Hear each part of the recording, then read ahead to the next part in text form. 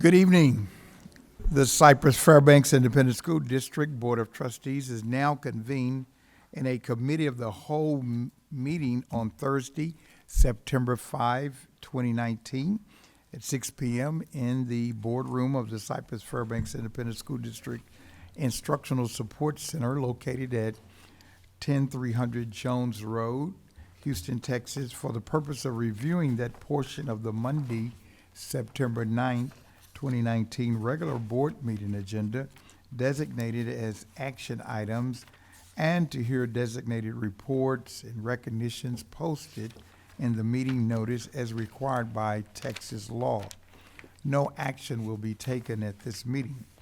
I want to welcome the members of our audience and our television viewers to this meeting of the Board of Trustees. As the Cypress-Fairbanks Board of Trustees, we're here to set goals, listen to reports, approve budgets, contracts, personnel appointments, and make policy for the district. It is not the role of the board to make day-to-day operational decisions. The management and day-to-day operations of the district are the responsibility of the superintendent. We have policies and procedures in place to resolve concerns and issues. This is a public meeting of the Board of Trustees, not a meeting of the public. Prior to this meeting, board members received information related to items on tonight's agenda.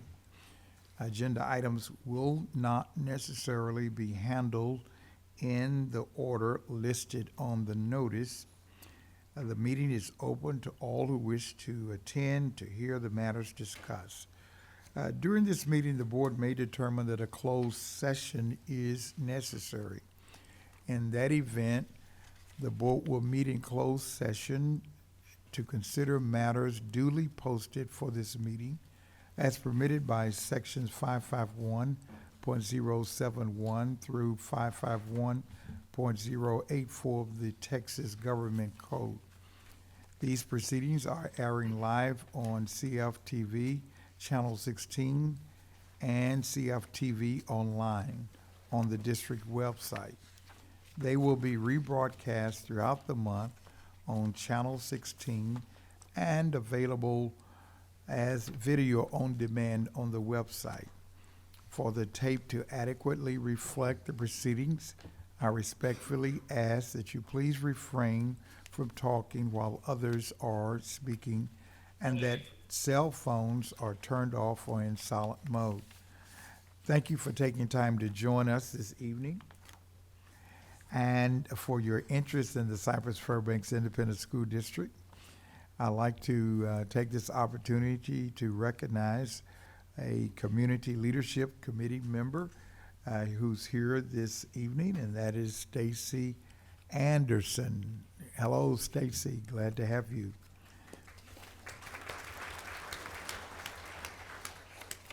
The recognitions, board comments, citizen participation, and public hearing portion of the agenda will be presented at the regular board meeting on Monday, September 9.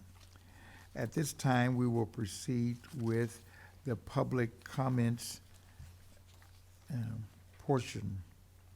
Okay, there are no public comments tonight. That's right. We'll go to the reports.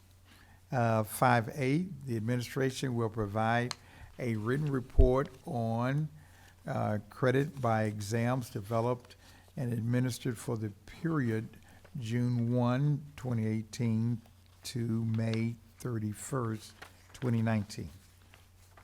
Dr. Macias. No report? If there are any questions, I'll be happy to answer. Tom? I appreciate the presentation of the information. For the analysis of it, is there anything that stood out in this year's report from in the past data that you want to bring to our attention? Actually, Mr. Jackson, just to share with you that this is actually the first time that we have been required to provide a report such as this to you. It was part of the guidance from the State Board of Education. And then probably secondly is if you might have thought, well, why are the numbers low? That's what we would expect, because this means that a child who was able to be successful on a credit by exam knows the entire, or knows the content that he did not receive instruction in. So the expectation really is that we wouldn't have lots of kids that would be taking a credit by exam and would be successful with it. Otherwise, they would all be knowing the content that they haven't learned. Well, and that report is broken out with, without instruction and then with instruction. Yes. So I know that we haven't seen it before, but when y'all looked at the data, pardon me, did anything from a comparative basis with the prior year point into a change in trends, or are we tracking the way that we always thought we would be tracking? We believe that we're tracking the way that we would be tracking, and certainly the way that we now have to look at it and present it is going to give us more opportunity to even look at it a little deeper. Very good, thank you. Any further inquiry? All right, 5B, the administration will provide an oral report on the 2019 STAR 3 through 8 end of course and state accountability ratings, and this will be done on Monday. 5C, the administration will provide a report on 2 pilot programs that are being implemented in the 2019-2020 school year. Dr. Macias.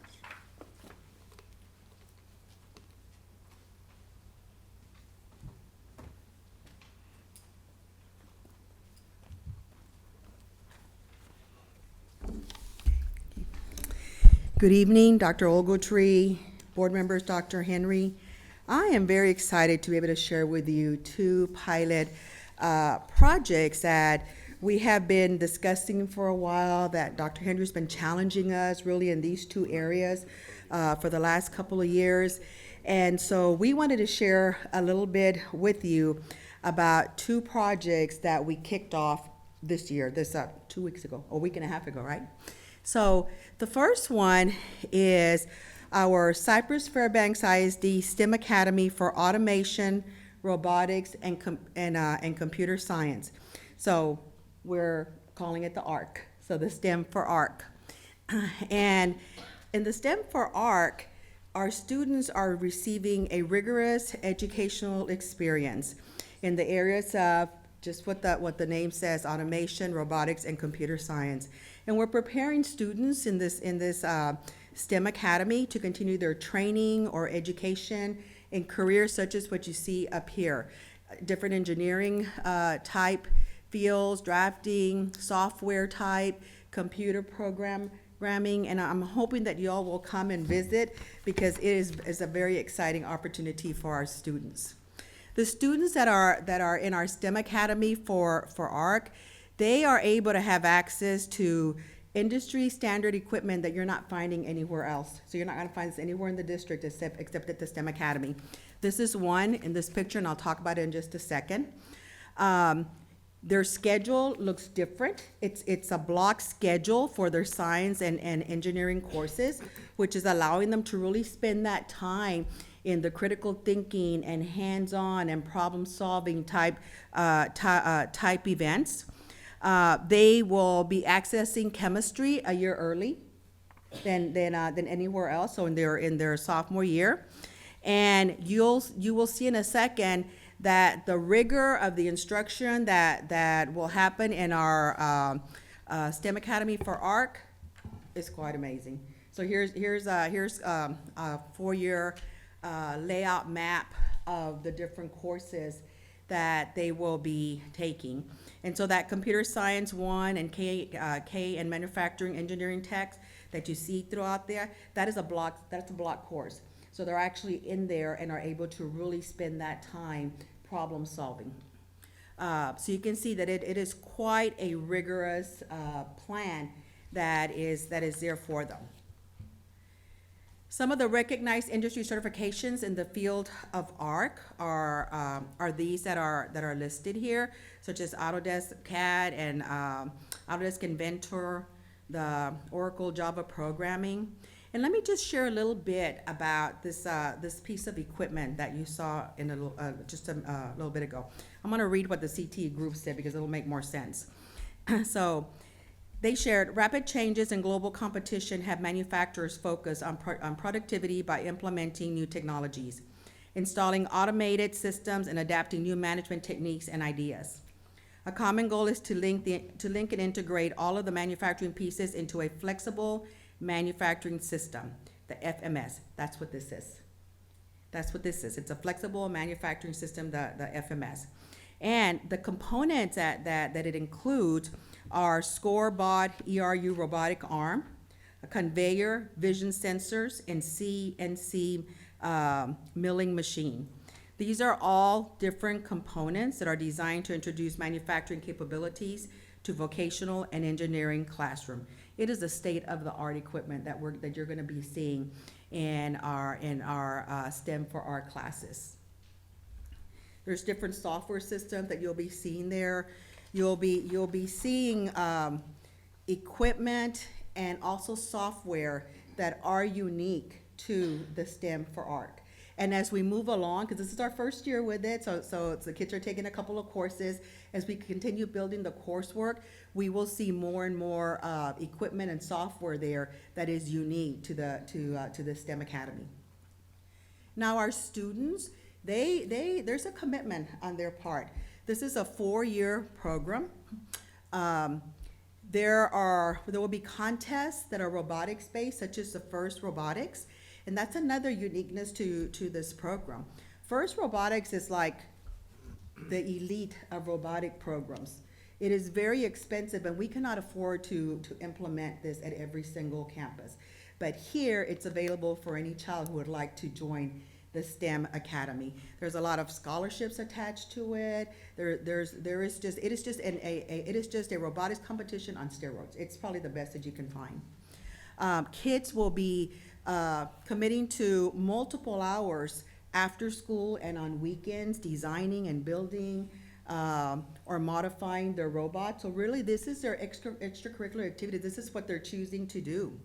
And then another commitment is if they do not have their LOAT, their foreign language credit, or their fine arts or PE type credit, then they have to commit to do that during the summer. Most of our kids, we believe, are coming with it from middle school. So here's just a little video of what's already happening in there. Now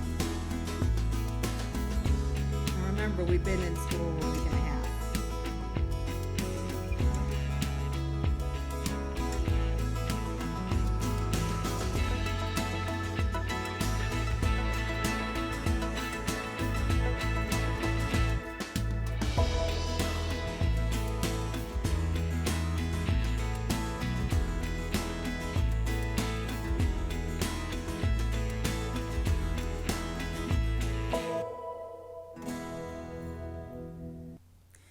Go back to one picture I want you to see. Do you see that picture that on the top? We also have a robotics lab as part of the STEM program that we have for the district. So you don't find that anywhere else either in the district. It is actually a separate lab designed just for robotics. And so we're very excited about that as well. Whoops.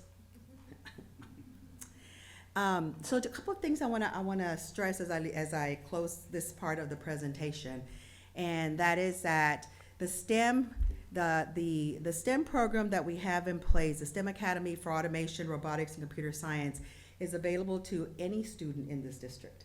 So it is a district academy.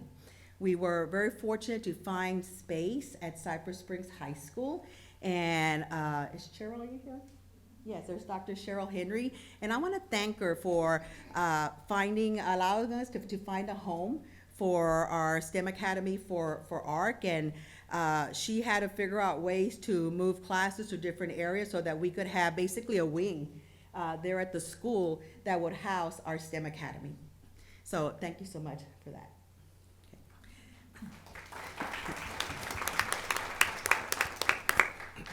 Our second program that I would like to highlight. Oh, I'm ¿Dónde está sorry. maestro? Is our Spanish action-based learning lab. Now, for a while that we were calling it our kinesthetic lab because we had to get our teachers trained in the action-based learning in order to call it an action-based learning lab. So we're back to calling it a Spanish action-based learning lab. This lab is an opportunity for all students in the elementary school to eventually be able to learn Spanish during the school day. It is, again, a project that Dr. Henry has challenged us with. We've tried to figure out how can we make this happen, because this is not a dual language program. Okay, a dual language program, kids are learning English and Spanish, and with two different sets of monolingual English speakers and Spanish speakers. This really is Spanish immersion. It's like the NAC in reverse. So in the NAC, kids are learning English. In the Spanish ABL class, the kids are being immersed in Spanish. The reason we were looking for a different opportunity than a dual language is because when you have a dual language program, you need more bilingual teachers. So for example, if you have 22 bilingual students in first grade, that requires one teacher. If you have a dual language program, now you put half of those kids in one class with monolingual English speakers and the other half in another class with monolingual Spanish speakers. So you need now 2 teachers. And just to give you an example of the fact that we don't even have enough teachers to meet the requirements for a bilingual program. This past year we had, how many? 41. We had to provide the state with a report saying that we had 41 bilingual classrooms without a certified bilingual teacher. So you can see why we can't even meet the requirement, and so we cannot offer a dual language program without having enough teachers. But our Spanish action-based learning lab is certainly going to prove to be an awesome opportunity for kids to learn Spanish. So we began the program this year. We started with grades K, 1, and 2. Each year, we're looking to add another grade. We have started with 2 pilot schools. One is Sampson Elementary, and the other one is Andre Elementary. We are providing the Spanish instruction through a rotation through large groups, so we added a 4th rotation. And there is no cost to parents for their kids to be in a Spanish language learning class. So basically, the larger rotation now includes PE, the Spanish Action Lab, and kids are going through the Spanish Action Lab at least 2 times a week so that they really can work on learning and solidifying that Spanish. And then there's art and there's music. So let's talk a little bit about the instruction in the ABL lab. So as I said, it is Spanish immersion. When you walk in there, the teacher is only speaking in Spanish. That's it. The teacher is using his or her great ESL strategies, visuals, pantomiming, just different pictures, acting out, to help the kids understand what's happening in there. The instruction, as I mentioned, is via an action-based learning lab. This is brain-based learning. It is movement and action, and the brain loves that. It helps them retain that information. As I mentioned, it's 2 times a week. The schedule is built to where it's never back to back. So it's not Monday and Tuesday for kids. It might be Monday and Wednesday or Tuesday and Thursday, so that kids have an opportunity to absorb the language and practice it as well.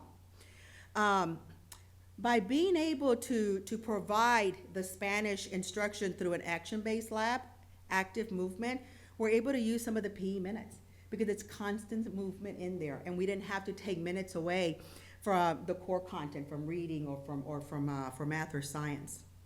And then the goal is for our kids to be able to, in Spanish, listen, speak.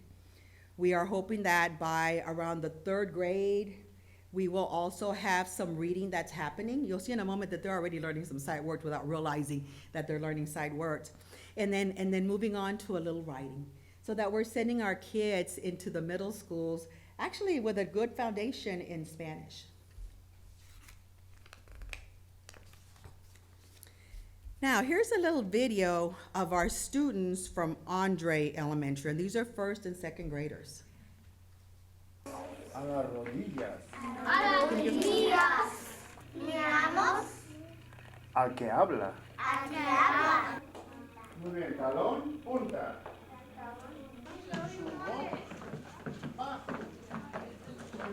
Círculos. Esos círculos. Subo, Subo. subo. Subo. Punta, no puede ser solo talón, punta, talón, punta. So do you see the movement and the action that's happening there? This is from our Samson.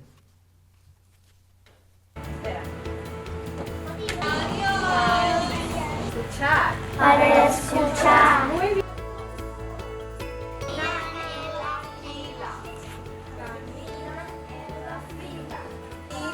Mira Al que habla. al que habla. Oídos Oídos para escuchar. para escuchar. Oídos Para escuchar. Hola.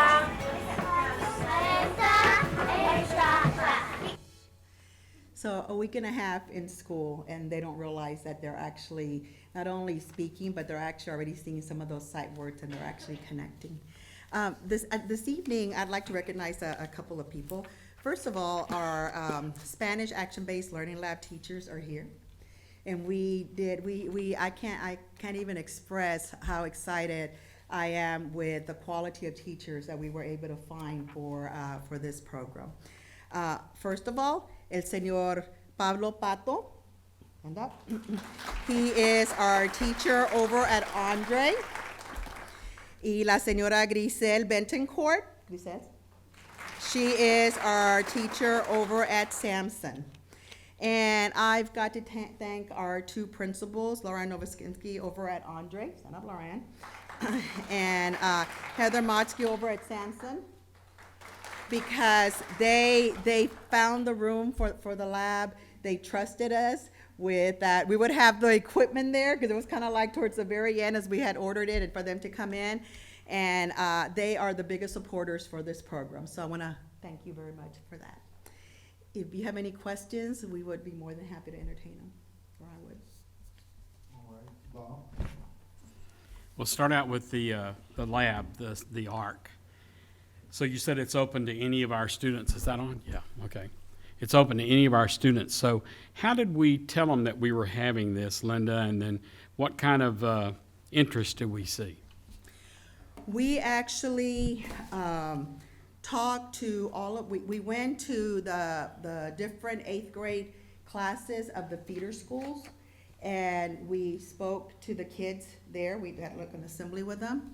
And then our communications department also helped us with some different public relations or PRing type activities. We felt, Mr. Covey, that this first year it would be a small group, and we were okay with that because we're building the curriculum for it. So as we've opened it up and started it, we're also building the curriculum for the program. So like how many do we have involved in it right We now? have about 20 kids. Okay. Somewhere about there. We're hoping to eventually have around 250 students that are involved, and we'll begin a lot earlier. I would tell you that we started late with even promoting it. So we will begin at mid-year, promoting it to at the different middle schools as they're starting to make some of their different course selections. And then we'll enlist the expertise of our communication department again to help us promote it as well. If I remember, when we went through, we had opened our schools to the community and our legislators back in this fall, we went to Cy Springs, and they had a pretty intense robotic group there.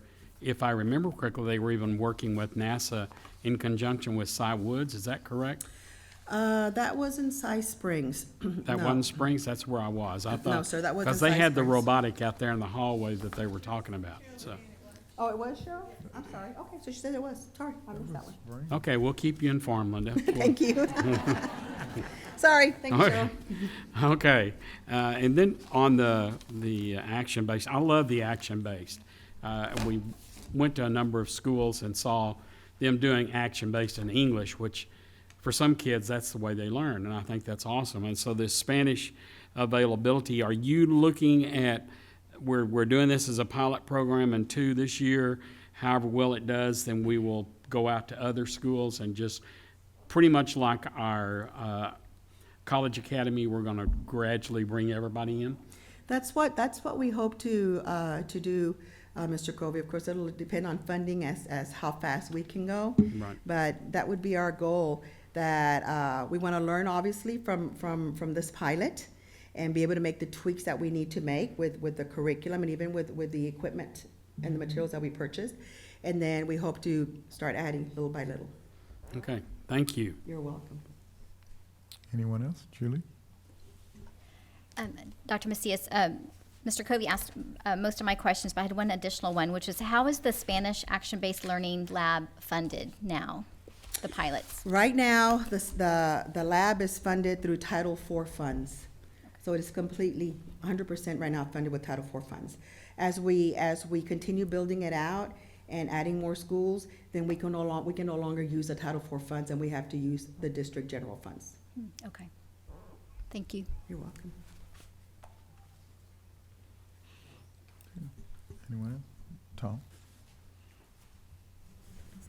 Dr. Macias.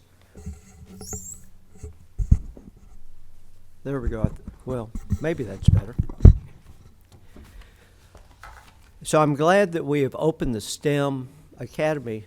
Dr. Henry actually spoke about this about 6 years ago, but everything in due time. We are an incrementalist district, which I strongly support for various number of reasons. However, setting up the STEM Academy, it does address the fact that this is the proper dual language program. The language of the future is always going to be STEM, and that's the real foreign language our students have to learn. This obviously competes for students that would otherwise be attracted to the college academy. Do you think that this will weaken our college academy by taking some of our math science kids away from the college academy? A second question, which Bob hinted at, do we have plans or thoughts to tie this into the Hunch program at some point in time in the future? You did answer my other question, which was what equipment or software will be special to this program that will not be available to others? And the last question, this is a district program, so that means that students, I presume that means that students from other schools can transfer in if they want to. I did go online to take a look at your documentation, which I think is great. When you look at the application, is there any requirement of parents as part of that application form? And so answer those questions in any fashion, any form that you So wish. as far as a Hutch program, we certainly is something that we're going to be looking at. We haven't built it out that far to make that determination and to see where it's going to fit. As you mentioned, I talked about the different equipment that's there and more that's coming. As far as competing with the college academy, I don't see it as competing with the college academy. I see it's two different programs, and even when as I mentioned with the extracurricular activity for the kids the kids that are in the STEM for ARC, it's very specific. It's robotics. It's got to be kids who are going to be okay with that is your extracurricular type activity. They're both science type based. One of them certainly is leading to an associate's degree in science from Lone Star, but the other one you can get just as many dual credit courses and credits as well.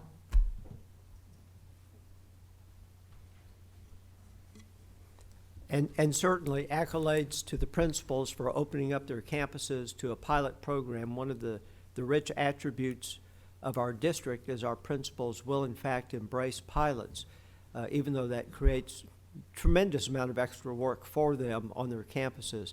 But I say that because the board does know and does appreciate what y'all do. For the Spanish-based activity, first, thank you because you are being responsive to the board. Mark, and as well as you, Linda, and the rest of senior management. We did talk about this. Last year, of course, we talked through the funding, but more than the funding, the difficulties of finding adequate teachers to address a dual language program, which is very popular with certain parts of the population.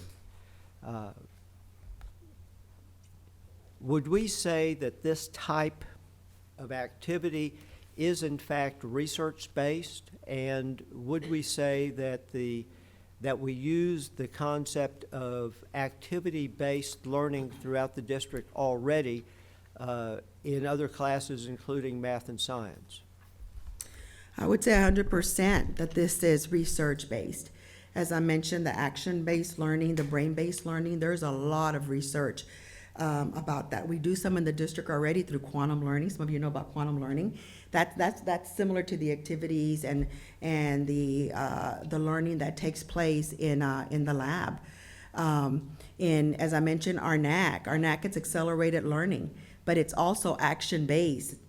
When you go in there, you see language alive continuously. Language is alive continuously as well. In the Spanish ABL, it's just in Spanish. Thank you. Yes, Debbie. One question and one comment. On the STEM Academy, going into that, do students have to have any particular previous grades to qualify for the academy? Yes, Ms. Blatcher, you saw the rigorous courses that have to be taken. So there are a couple. One is that they have already taken Algebra 1. That allows room for the coursework that's in there. Also, there's a manufacturing course at the middle school that many of our kids take. It's very popular.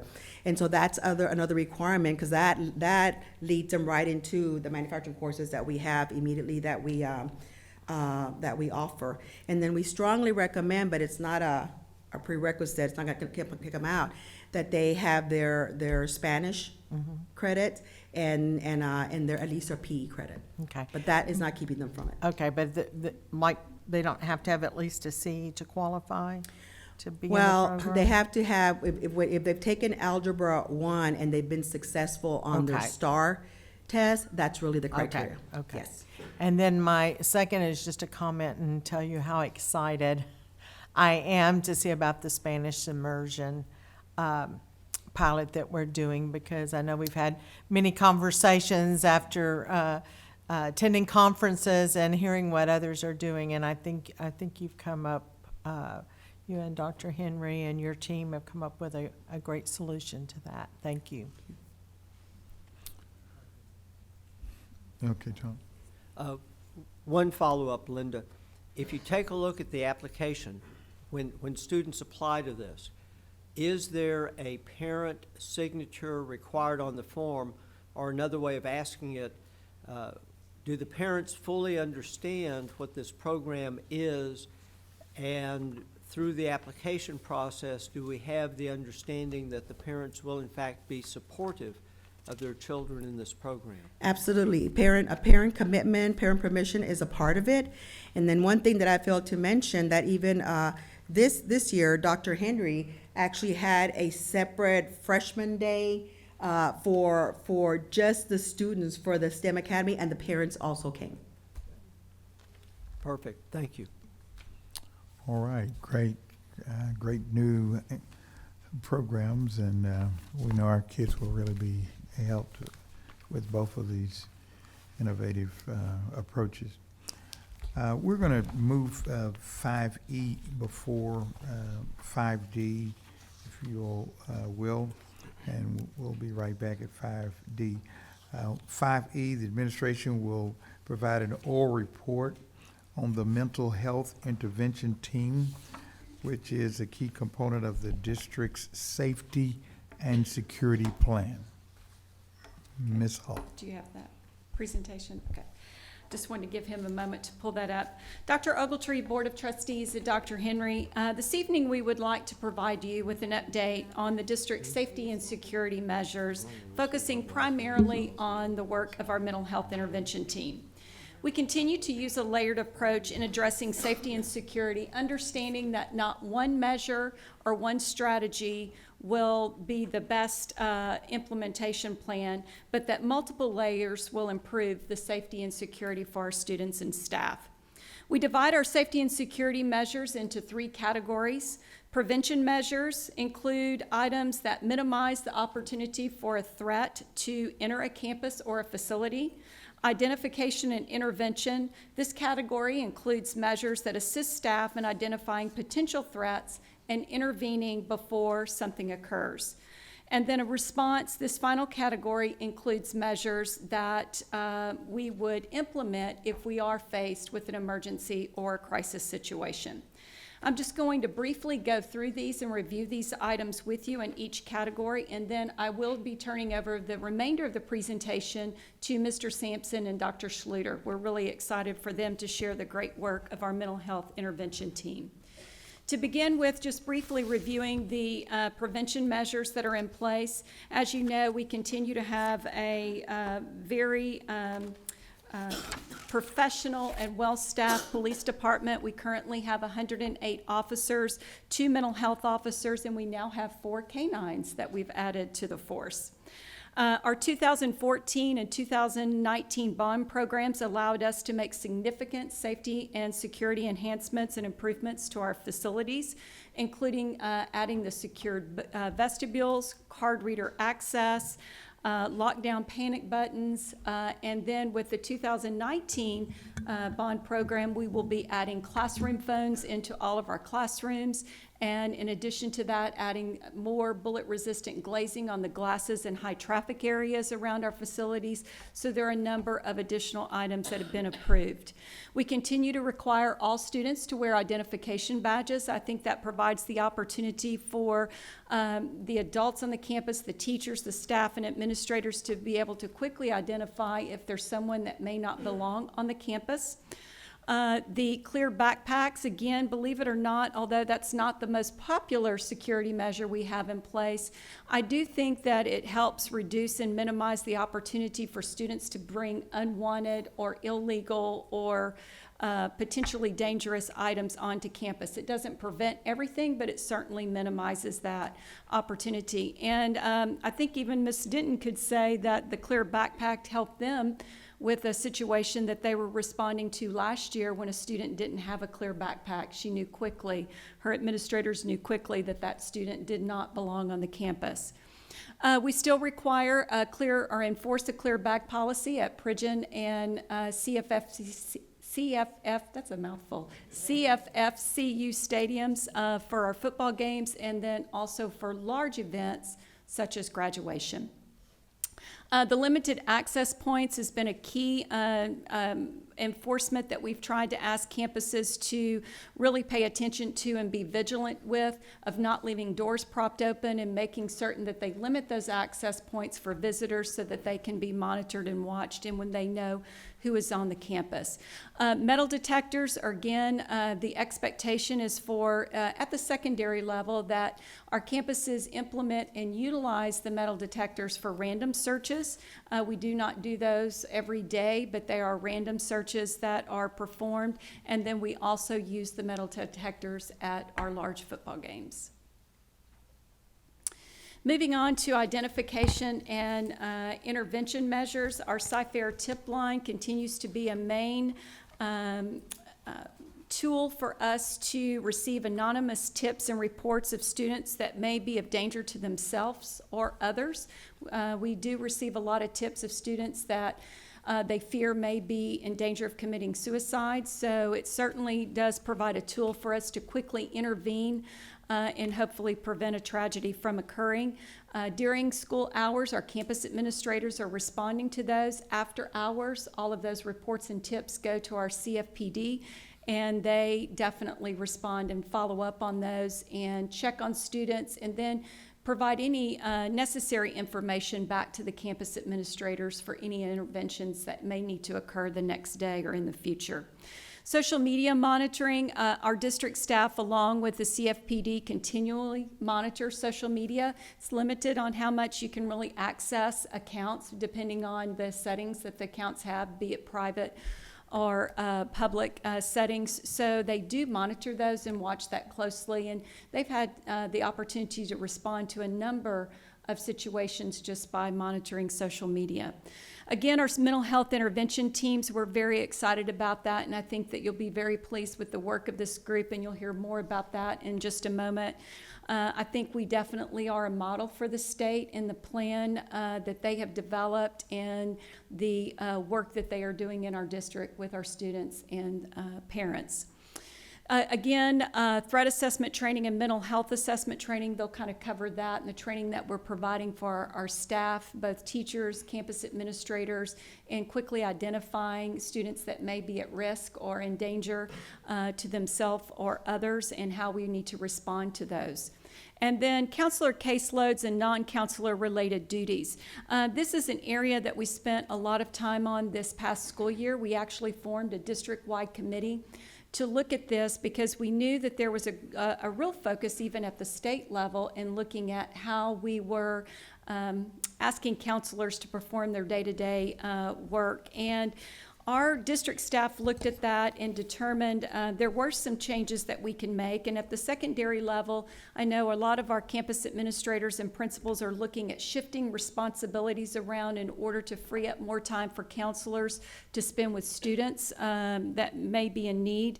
And then at the elementary level, that was really where we felt there was the greatest need for some additional staff. The staffing formula was modified. It's now campuses with 940 students or more receive 2 counselors, and that then allowed us to add 29 additional elementary counselors this school year. We're not fully staffed. As you know, the funding source for adding those counselors was from Senate Bill 11, and it was late in the summer before we really were clear about how we were going to be able to utilize those funds. So we got a late start on posting and getting those allocations out, but I think Mr. Sampson and his team have worked closely with our elementary principals to make certain that we have support in place for those campuses. If we do find ourselves having to respond to an emergency or a crisis situation, we do have a number of measures that are in place. The Safety and Security Committee, of course, is the state-mandated committee. We talked about that last month when we were going over Senate Bill 11 and some of the new requirements and responsibilities for that committee, along with the emergency operations plans that must be in place in the different situations that they need to be prepared to respond to. The standard response protocol is the training that we provided to all of our district staff last year to develop common language in how we respond to emergencies. That common language and standard procedures allow for more effective communication and the ability to really assess what the severity of that situation is based on if they have a lockdown, a lockout, depending on what protocol they're using at that time.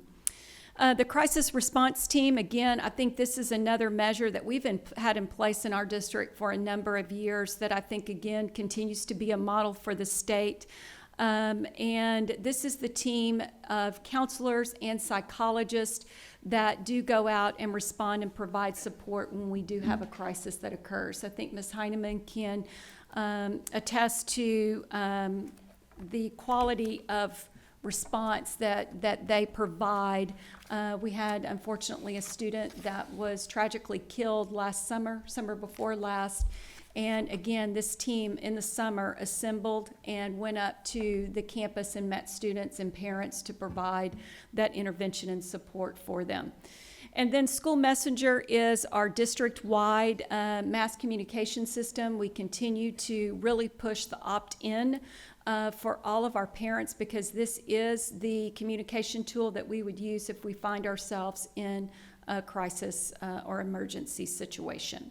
So they're really, to kind of summarize this portion of the presentation, there really are not many new measures there. We have been ahead, I think, in implementing safety and security in this district. As we've said before, it really started way back in 2011 when we formed our police department, and then with our 2014 bond program, we were really able to go in and make those changes to our facilities, and then start working last summer on the development of our mental health intervention team. And then the 2019 bond program is allowing us to go in and make additional enhancements and improvements to our facilities that we will continue to work on over the course of the next 6 years. So if you do not have any questions on that portion of the presentation, I'm going to turn it over to Mr. Sampson for the presentation on the mental health intervention team. I do want to share with you, though, that we did provide you with a copy, a one-page document. It's front and back that kind of gives you a little more detail on the safety and security measures that we have in our district. And then the communication team has also updated our website, and they have posted this information on that page as well, so that there's easy access for anyone that may have any questions.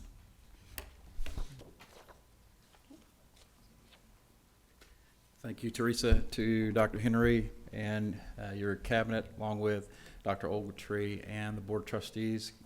Good evening. I want to take this opportunity to first off introduce our mental health intervention team.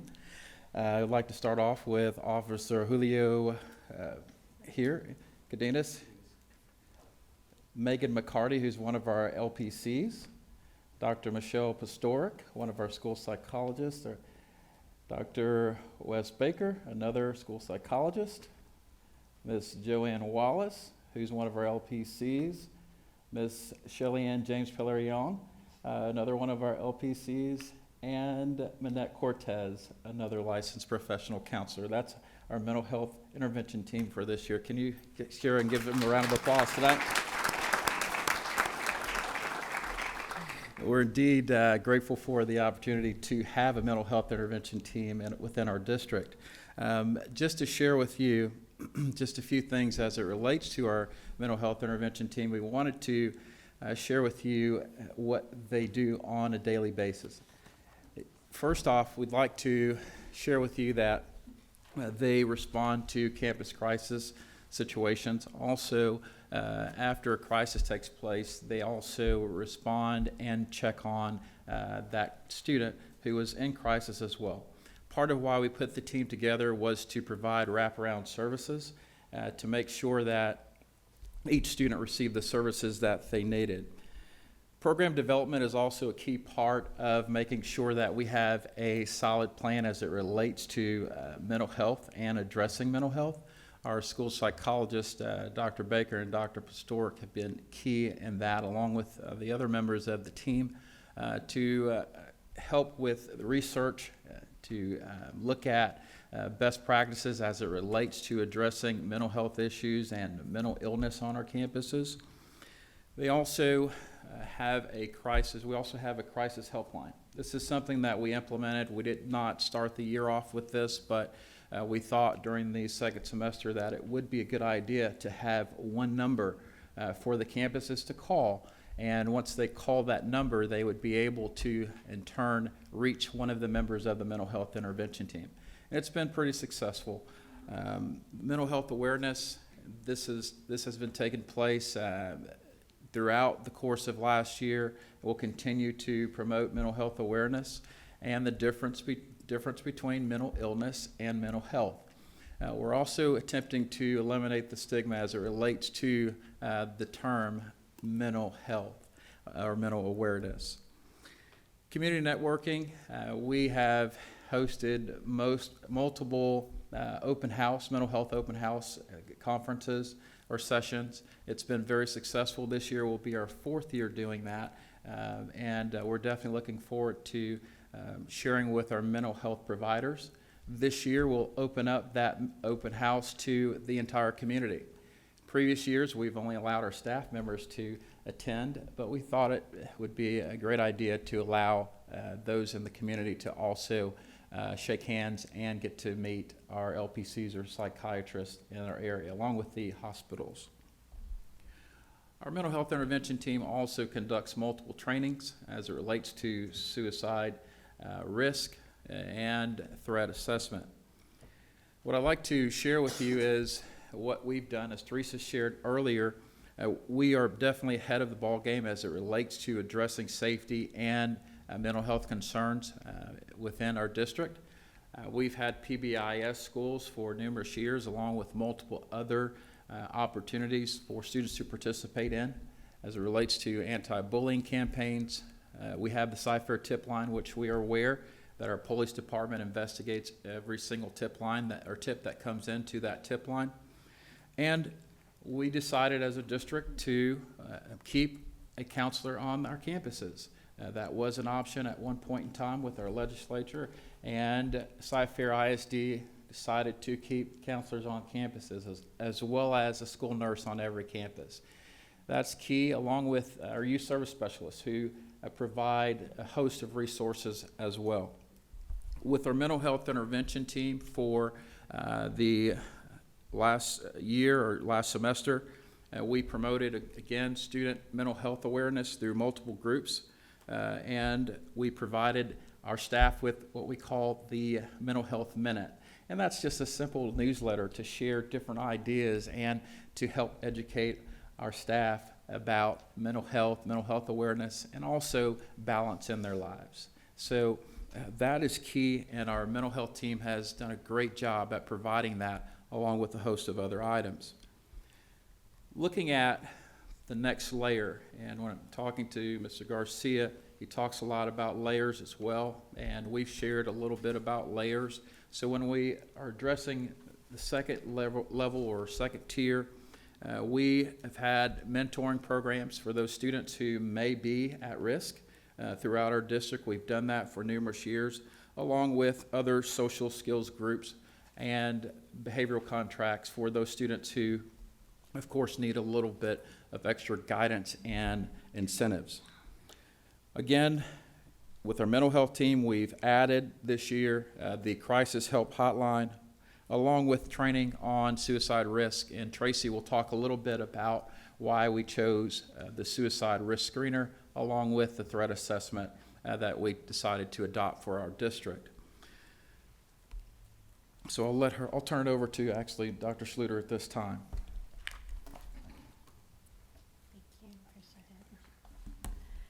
Good evening. Dr. Ogletree and Board of Trustees and Dr. Henry, I want to take just a second and say thank you to you all also and the Cabinet for allowing us to speak to you all tonight about this very important topic and to share with you the work of these 8 outstanding professionals that we have been able to assemble together this year to form this mental health intervention team. So to pick up where Mr. Sampson left off, I just want to talk a little bit about the Tier 3 programs that the district is utilizing at this juncture. So Tier 3 safety measures work to mitigate damage and to reduce harm when presented by a very small percentage of our student population. So some examples in the district in terms of programs at this level include intensive monitoring and supervision of those students that have showed those more specific needs for that, our DAEP school placements, and special education evaluation supports and services. Special education supports school safety in several ways, including through supporting students through when they are showing dysregulated emotions and behaviors, and promoting protective factors against school violence. And those protective factors are things such as academic achievement and feeling a sense of connectedness with your school, with your peers, with your colleagues, with your teachers, etc.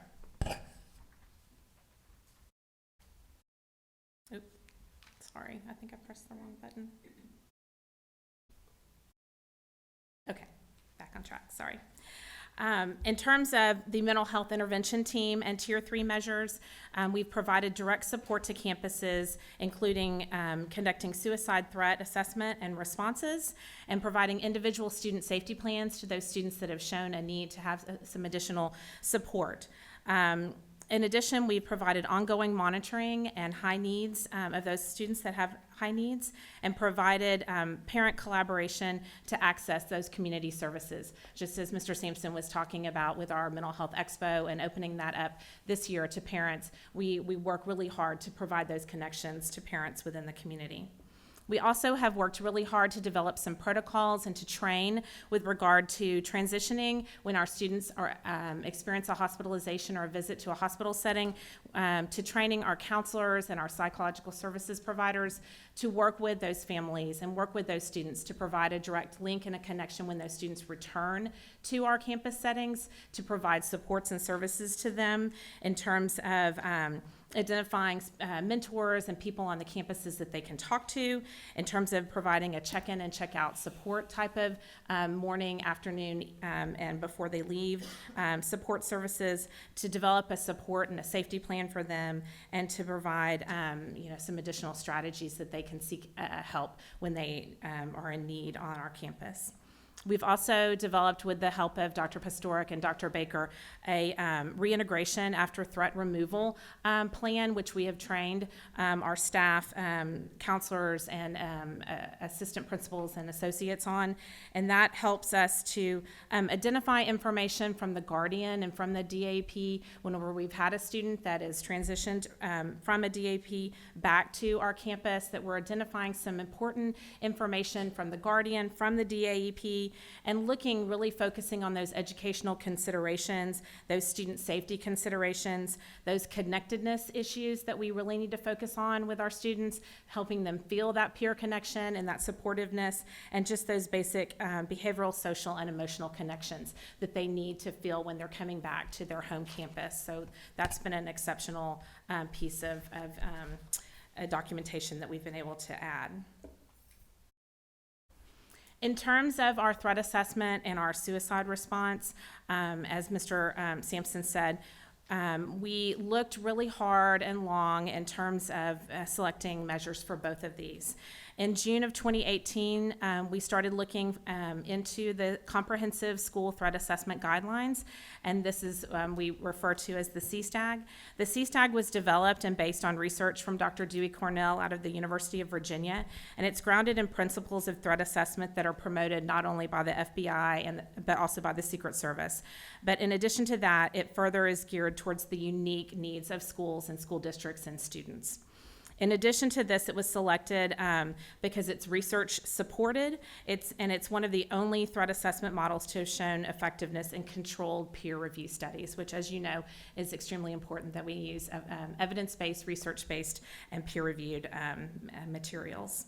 We've also seen that it's readily trainable, and if you'll look at the right-hand slide there, you can see where we've already trained countless individuals in our district on this measure, starting back in February of 2019 when Dr. Cornell himself visited our district, and that was thanks really to Ms. Marnie Collins-Sims, who formed a wonderful rapport and relationship with Dr. Cornell and began a collaborative process that we are incredibly thankful for, because Dr. Cornell helped to consult with us throughout our adoption and development of his materials to really fit the needs of our district.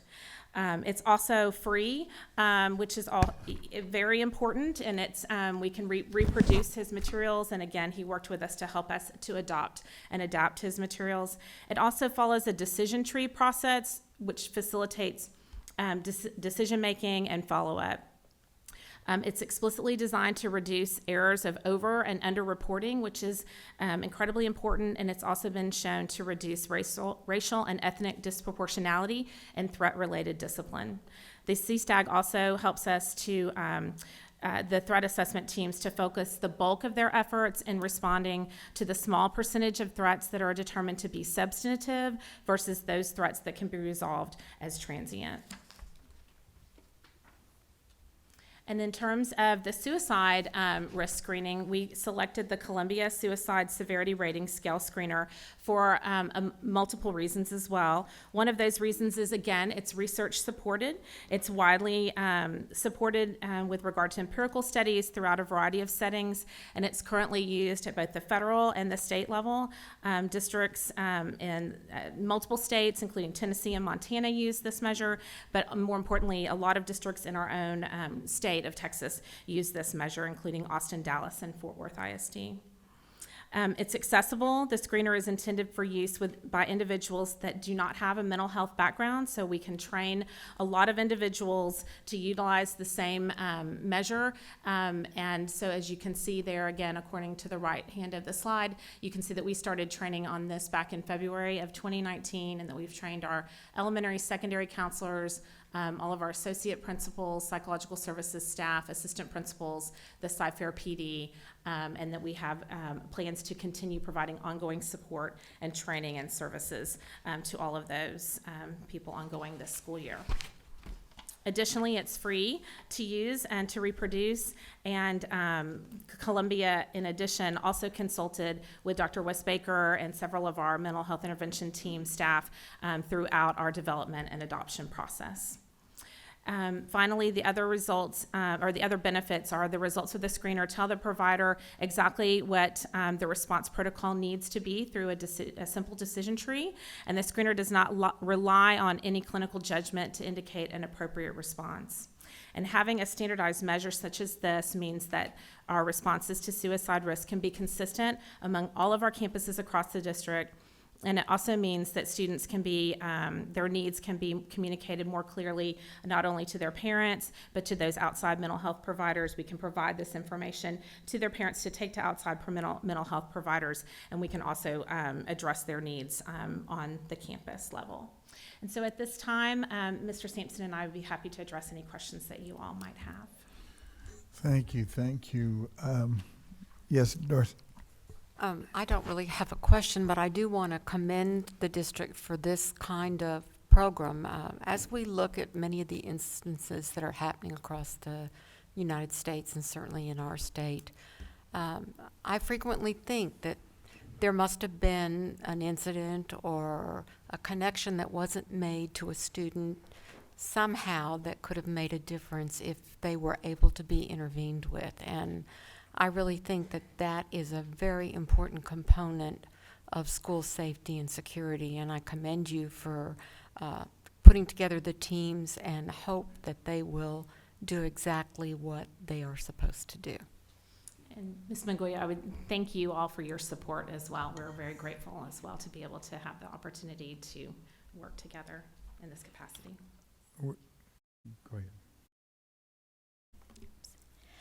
Thank you very much for the presentation. I'm especially pleased to see the Mental Health Expo will be opened up to parents. I know I asked that question in the past. I think it's important that we connect those resources to parents, because a lot of times parents just don't know where to turn when their child is having a crisis. So I'm grateful that we're going to share those resources with parents.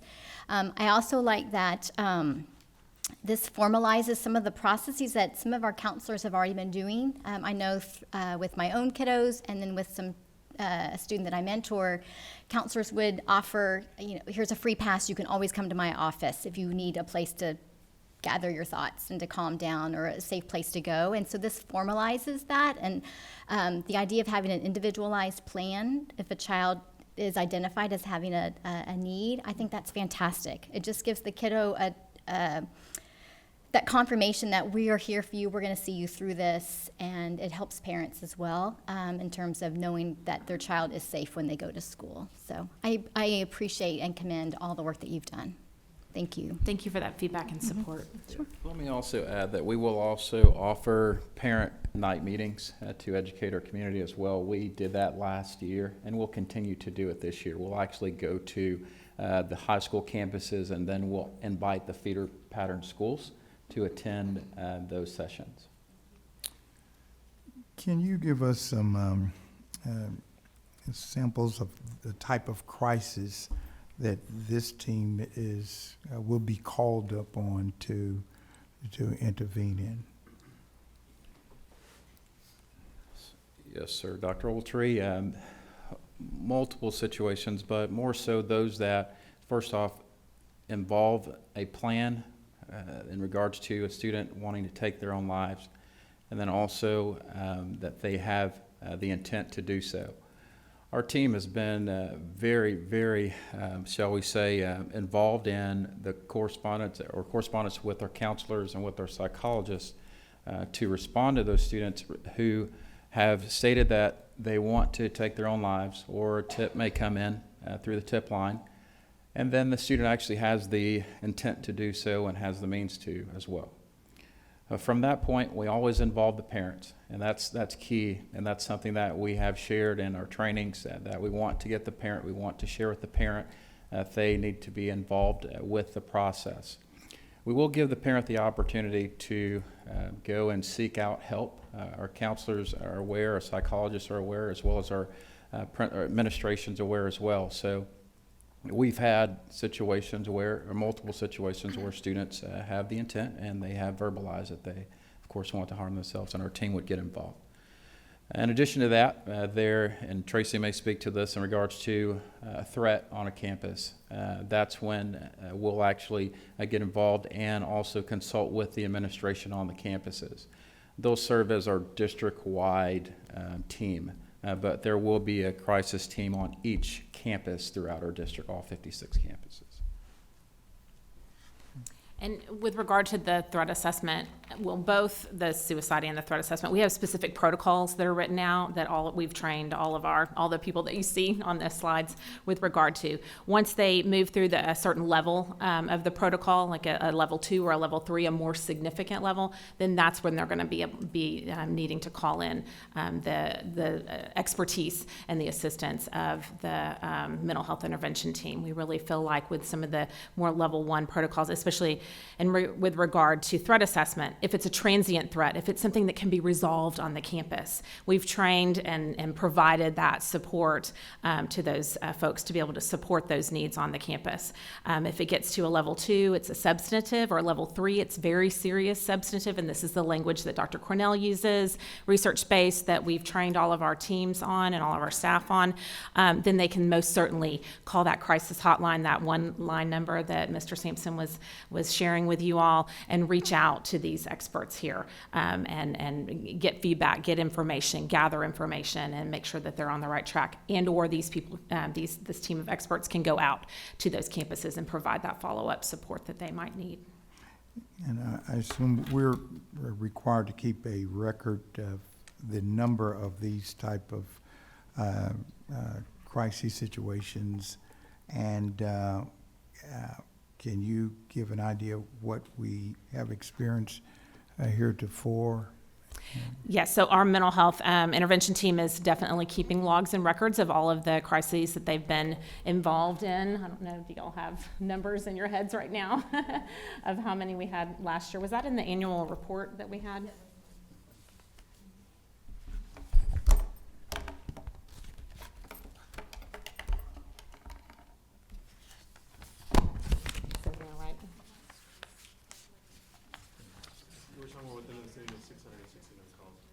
Last year, about 669 calls that they had last year, and then this year, do y'all know about how much the last 2 weeks, they have been doing a lot of good work. Okay. But yes, we do keep that data, and I think you all have a copy of this annual report that, did we provide them with that? So we can provide you with this annual report. There's a needs assessment that was done last year, gathering information from principals, assistant principals, psychologists, counselors, nurses, gathering information and with regard to, what do they feel the needs are, so that we can be addressing those in terms of the goals that we're looking at for this year. So we'll be happy to share this annual report with you all, and perhaps that will provide some additional information. And then from year to year, we'll be tracking that information to provide to you all. And you indicated there are no clinical judgments in your dealing with the kids. Is that correct? That's with regard to our training with the CSSRS. It's a measure that's out there that you do not have to have mental health or mental background or training to be able to administer that measure. And so that's why we have chosen that, because we're able to train our assistant principals, our counselors, our associates, our principals in how to use that. The police officers are all trained on how to use that. So then everybody's speaking the same language. But more importantly, our professionals in the medical community use that measure as well. So that when that measure is completed by a student and we give that information to their guardian or their parent and they take it to a mental health professional, that mental health professional understands and can interpret that measure. And so we've helped facilitate some communication with regard to what's happening at the school with regard to their outside treatment plan and program. Okay, and one last question, as far as the students' record, the records that we keep, what notations or what, if any, is made in the students' records or files? Yes, sir, great question. With the suicide risk screener, we are not placing that information inside of the cumulative folder. We are placing that screener inside of the counselor folder. So that will remain in the counseling office with the counselor. With the threat assessment, we are in the process of adding that to the electronic discipline folder. And student services, along with information services, and our department have worked, along with psychological services, have worked together to try to find a way to track those students. If a student moves to another school within our district, then surely the assistant principal at another school would be able to look at that indicator and then pull if that student was a protocol 1, 2, or 3 as it relates to a threat to that campus. Dr. Ogletree, if you will allow me to do so, you posed a question in regards to the numbers from last year. I just want to share that our officers were on board in August of 2018. Our LPCs came aboard in roughly late September, October of 2018, and our psychologists didn't come aboard until January of 2019. So I think this year we'll have a good indicator as to, because we'll go for a full school year and we'll have good numbers for you guys to kind of look at. Thank you. Thank you. Great report. Thank you. Thank you very much. Thank you. Now, where were we? We'll now go to 5D.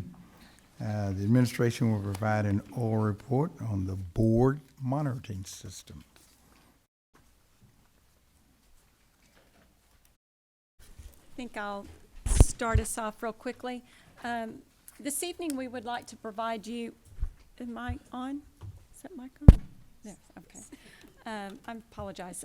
We'd like to provide you with the administration's recommendations for updates and changes to the 2019-20 board Teresa, monitoring excuse system. me, can I interrupt you?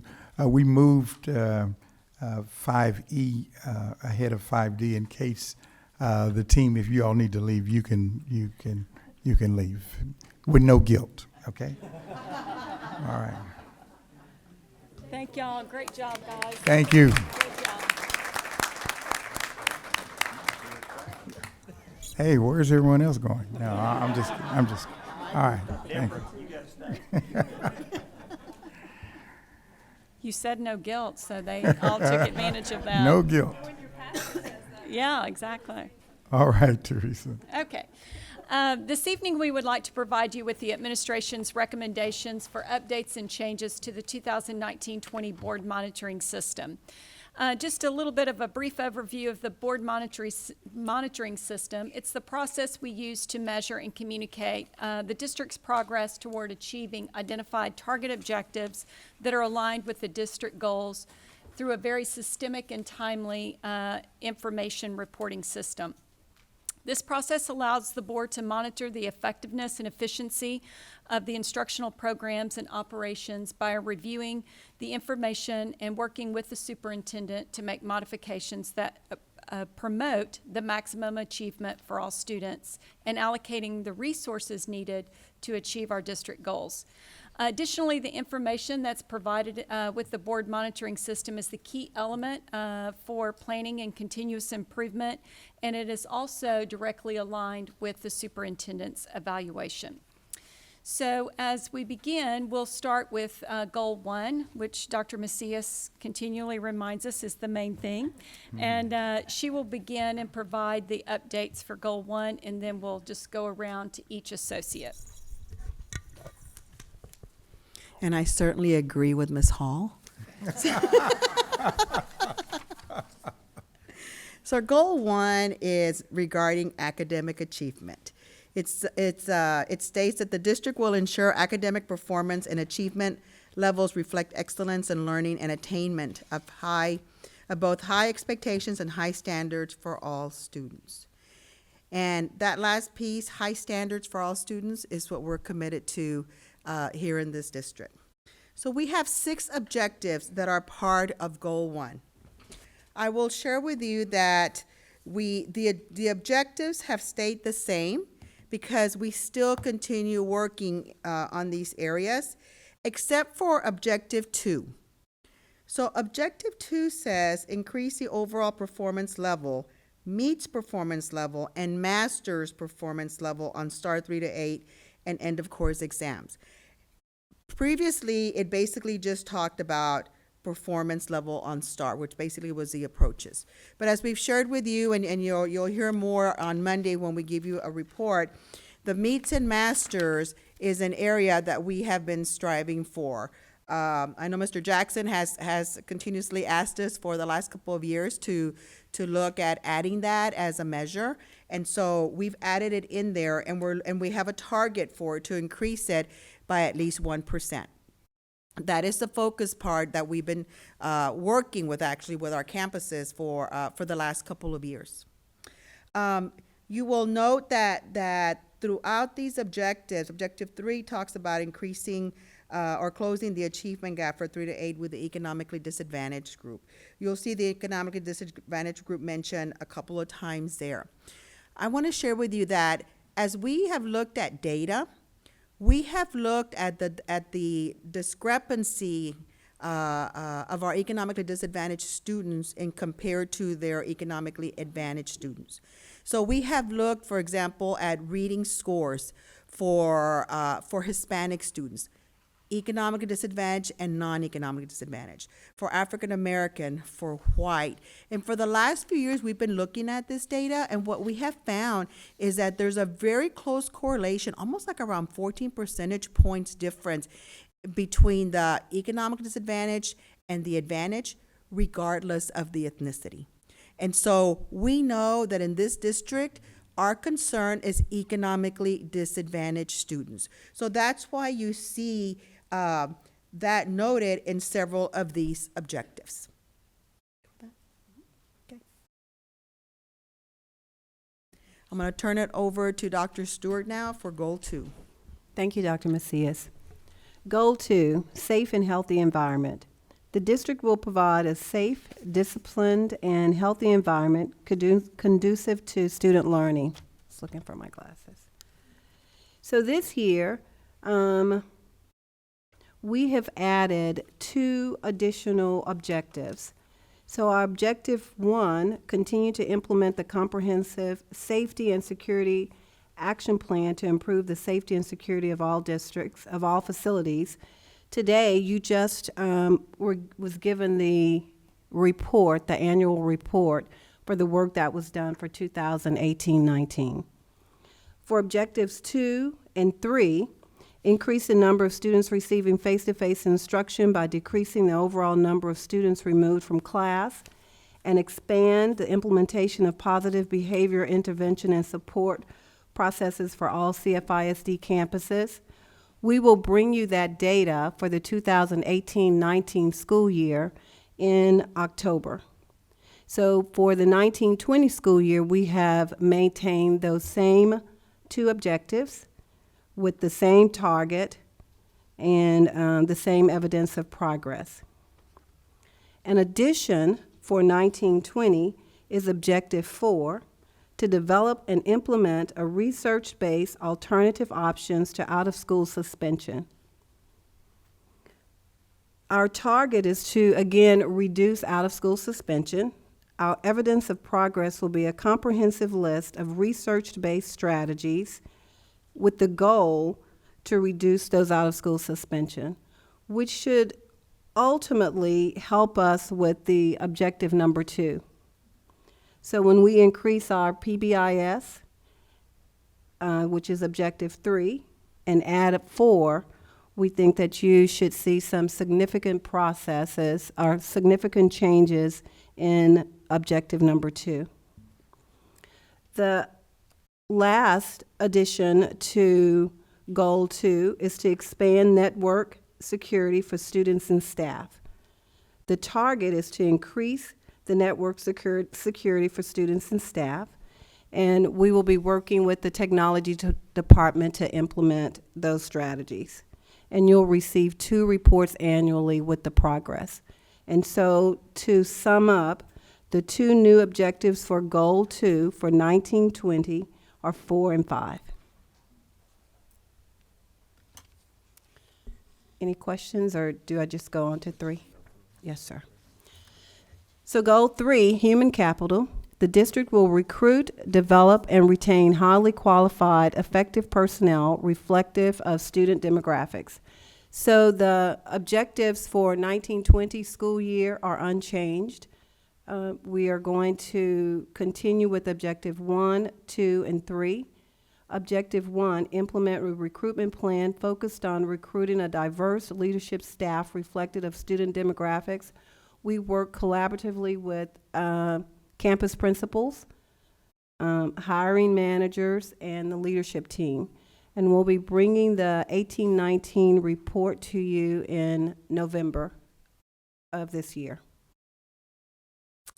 The Objective 2 and 3 are, Objective 3 is a new objective for the 2019-20 school year. So our objective in human resources is to implement a recruitment and staffing plan for full-day pre-K. And so we know Dr. Macias talked about the need to have increased bilingual teachers. So we are working hard on that goal. We know that when we include our pre-K kiddos full day, that we're going to need some additional bilingual teachers and paras. So we have developed a strategic plan for recruiting all of the additional staff, and we'll bring you an update twice this year for our plan to implement full-day pre-K in January. At this time, Objective 4, Goal 4. At the end. At the end. Okay, Goal 4 addresses the district's focus on providing accurate and timely communication and efforts to increase engagement and involvement of our parents and the community at large. Objectives 1, 2, and 4 remain unchanged. We simply updated the timeline for reporting on those objectives. Objective 3 is a new objective. In 2018-19, the Objective 3 addressed the use of the district's app. And our communication department actually recommended the deletion of that objective because they really felt the use of that app was a personal preference and not something that we should force people to utilize, because there are just different ways that people like to access the information. So they actually recommended the removal of that target objective. We have added a new target objective, develop a CFISD customer service model. The purpose for adding this is so that we increase our customer loyalty and increase our employee engagement. I think all of us know that in our current climate, with the national and state level push, certainly for the expansion of charters and school choice, it's imperative that we provide customer service to all of our customers, that be our students, to our parents, to our employees, and to our community members, so that we can build that loyalty and that support for our district. This is not a new focus. It is certainly an expectation that Dr. Henry has established for our campus and district administrators years ago. But in order for this to really permeate throughout the district and become a part of the fabric of who we are, we needed to really develop a more strategic and standard plan and model. So that is, we're really excited about this new project. We have already formed a committee that is starting to really research all the different customer service models that are out there. Our next step will be to begin the establishment of what we want our standards to be, and then how we would want to provide that training and push that out. The real rollout of the plan would not be until the beginning of next school year. We would do a lot of training over the summer and at the beginning of the year, and then roll it out. And we really also feel that this is the next step in our marketing plan. As you know, we've been providing a tremendous focus on creating our brand and really putting out positive information on the district. So we feel like this is definitely the next step for the district.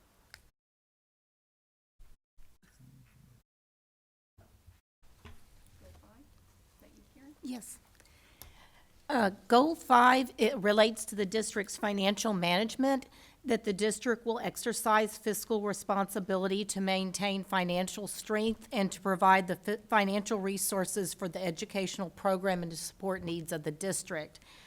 There are no changes related to our objectives. They remain the same. We believe these objectives are important and relevant in maintaining our financial strength. All we have done is really updated the timeline for reporting these objectives to you. And now I will turn it over to Roy Sprague to talk about Goal 6. Thank you, Karen. Goal 6 is operations management. The district will ensure that facilities adequately support the educational program and other operations. So as we continue to obtain cost efficiencies and our effectiveness, it allows us to provide additional resources back to support Goal 1 and Linda in her main thing over there.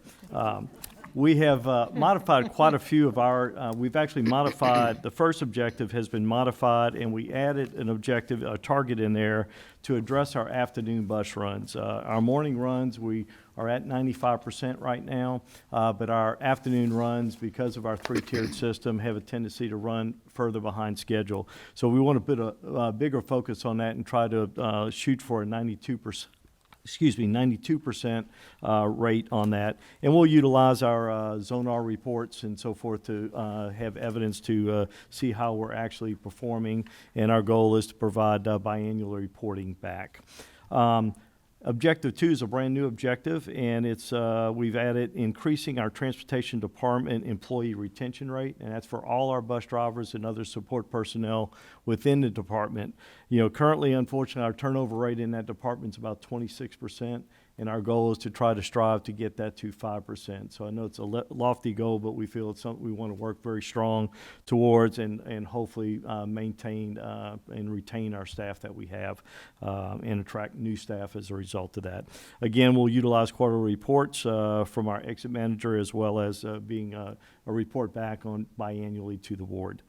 Goal 3 is a new goal, increase for nutrition services. We want to increase the reimbursable breakfast participation percentage rate. Our goal is to go from 26% to 30%. And by doing this, that will hopefully help students be more awake and available to learn and be ready to learn when they get to school and not be hungry when they walk in the door. So we feel that's a very important goal for us to pursue. Again, we'll look at our monthly participation reports and evaluate that on monthly, and then we'll provide a biannual update. Goals 4 and 5 are new objectives related to our facility planning and construction department. As you know, we're on the tail end of our 2014 bond program. This past summer, we were completing our Phase 5 construction of those Phase 5 projects. While we're doing Phase 5 construction, our team is in the background actually working with architects to design Phase 6 projects. And so those projects will actually be coming forth to the board starting in November once we obtain the bond proceeds from the upcoming bond sale. And then we'll start recommending contract awards for our Phase 6 projects to complete the rest of the work that's included in the bond program. Objective number 5, again, on our target with that was obviously complete all our, I'm sorry, I reversed these. I apologize. Number 5 was what I just talked about related to the 2014. Objective 4 is our 2019 bond program. We have been working on developing a 6-year implementation plan of taking the $1.7 billion worth of work and spreading that over a 6-year period of time and trying to prioritize those projects. We've completed a recommendation for our phase 1 that's been included in the bond sale that's going to be discussed further tonight in preparation to do that. As we've reported previously to the board, we've already started some of the work in the 2019 bond program, which is including security fencing, as well as we're looking at classroom foams as another component to implement as quickly as can, and working with our technology department to implement those classroom phones over the next couple of years. So we do have things in progress right now as we move forward with the 2019, and we'll continue to move so once we get the bond proceeds from the first sale of that phase 1 to do that. We plan on having a final draft of that bond phasing schedule completed by February 2020, and we would report back to the board accordingly. Goal 6, or Objective 6, is basically the same. It has not changed from last year. And then Goal 7 is a new added goal objective that we have. It's to monitor, evaluate, and make adjustments to the elementary school pilot campus energy education program, which we call CEEP, for full implementation district-wide at all campuses. Our main goal and target is to continue to reduce our electricity costs, so with those funds can be placed back into the budget to support other educational programs that may be needed to provide support to our students. We've had a very successful first pilot year with the elementary schools. It's worked very well, and it's amazing the amount of engagement that we've had at the campus level and with our students. And as a result of that, we have seen some savings as a result of the efforts by the campuses in implementation of that program. And so what we plan on doing over this coming year, we're looking at adding a high school as a pilot in the spring, as well as trying to add a middle school as a pilot and work through the rest of this year. And then when we get to the 2020-21 school year, our goal is to have full implementation district-wide for this program to continue our efforts to reduce our electricity costs and utility costs of the district. And then again, we'll monitor that based on our utility bills every month, and then we hopefully will have an update in spring of 2020 as to the progress of that program. And with that, concludes our presentation. We'll all be happy to answer any questions. All right, Dr. Henry. Just to add one thing, trustees, y'all know this, but I always like to emphasize that this is your document. We put it together. Many of them are very similar or exactly like goals you've had in the past. There are some adjustments, but we're here to listen to you today or through the weekend or on Monday, whatever the case may be, so that you can develop the document that you want to use. So I just want to make sure I emphasize that. Debbie, you? Yes. Yes, I was calling him. Okay, Dr. Stewart, on Goal 2, number 4, Objective 4, on the evidence of progress, you said reads a comprehensive list of research-based strategies. How do you plan to compile that list, and what criteria will you use to decide which strategies go on that list? So this year, there's a focus and some requirements to, well, I'll start with, for instance, this year you cannot suspend homeless students for certain infractions. So because we know that we have to have some research-based alternatives to address those behaviors for students that you cannot suspend, we decided to expand that and not just focus on homeless students or kids under second grade, whatever that criteria is. And so our goal is to create a committee and really do research, work with Franklin and his team, principals, and then to do some research to find some strategies that are research-based proven to address behavior. So at this point, we're just in the beginning stages of determining who will be on the committee, looking at those criteria, and then rolling it out throughout the year. We do have strategies and procedures that we share with principals and administrators of alternatives that you can use in lieu of suspension, but we would like to be more research-based with some of those options. Okay, and I guess my question that kind of goes along with that, are we talking about, when you say research-based strategies, I'm thinking, I guess, maybe a little bit more globally, and maybe are they studies done at certain universities on this, or are different strategies developed by different psychologists, or I guess that's where I'm going. Yes, we understand that there are strategies that will truly change behavior and address specific behavior. So we want to look at that so that we can have a litany of options. If a student is hitting and fighting, using inappropriate language, that we have some strategies that are research-based that will help change that behavior, not just suspend them at home, not only just punitive, but hopefully will alter the behavior. Yes. Any other questions? Well, Dr. Macias, on goal number 1, and you know this is one of my, I'm not happy with it. Number 2, it's not the goal that I'm not happy with. I'm not happy with the STAR, okay? And we all know and we have heard what the STAR does as far as on the reading part of the STAR, and our students are being tested way above the level they're supposed to be on. And what we've had are some failures, and people, and our students are having to take the STAR over again. So, as you and I both know, we talked to the commissioner about this, and I know that I have, in fact, last night it was reinforced, he is instructed to put together a team to take a look at this. I have asked him to use you. I just thought I'd let you know. So I volunteered you one more time. But I think it'd be a good idea for you to also step up and say you'd like to serve on that, because we obviously know the problems that are there. And so this is one of the things that concerns me when we say we're going to increase it by 1%, and yet we know the STAR reading is invaluable. It's not, yeah, thank you. I knew there was a word there somewhere. So how are we going to address that when we're looking at this to increase it 1%? Mr. Covey, I agree with you. We are concerned with the level of the literature, of the passages that are on the reading test for really all grade levels, not just third grade.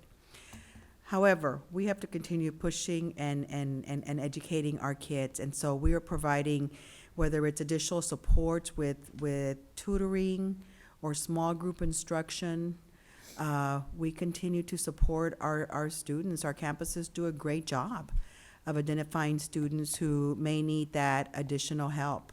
We, as you know, we utilize our district progress monitoring, basically our district benchmarks, to see where our students are and where supports are needed. And we will continue to advocate for a fair test for our students, but in the meantime, we have to continue working to support them. Well, last evening we had David Thompson made a presentation to the Gulf Coast. And one of the things that I got as a takeaway, and I think we all did, was when you look at the STAR results and you see how well some kids do, they're coming from areas that are not economically disadvantaged. And you see as you go down through it, I think we're over 50% economically disadvantaged in our district, and what you found was a lot of those districts are scoring in the C range and not in A, B. So, I mean, we're doing a real good job being up in that upper level B. But what the basic bottom line is the STAR is only indicating economically disadvantaged kids need more help than economically advantaged kids.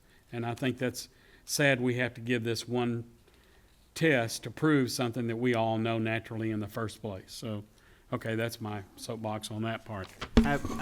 I would just say, though, even with the flawed test, as a district, we actually had an A score. We Right. actually scored at the 92 level. So whatever the state throws at us, we feel like we can do. But, there is the commissioner does not believe that the reading test is flawed. So certainly, as you know, Dr. Macias can be. Hold her on. Yeah, Yes, she can.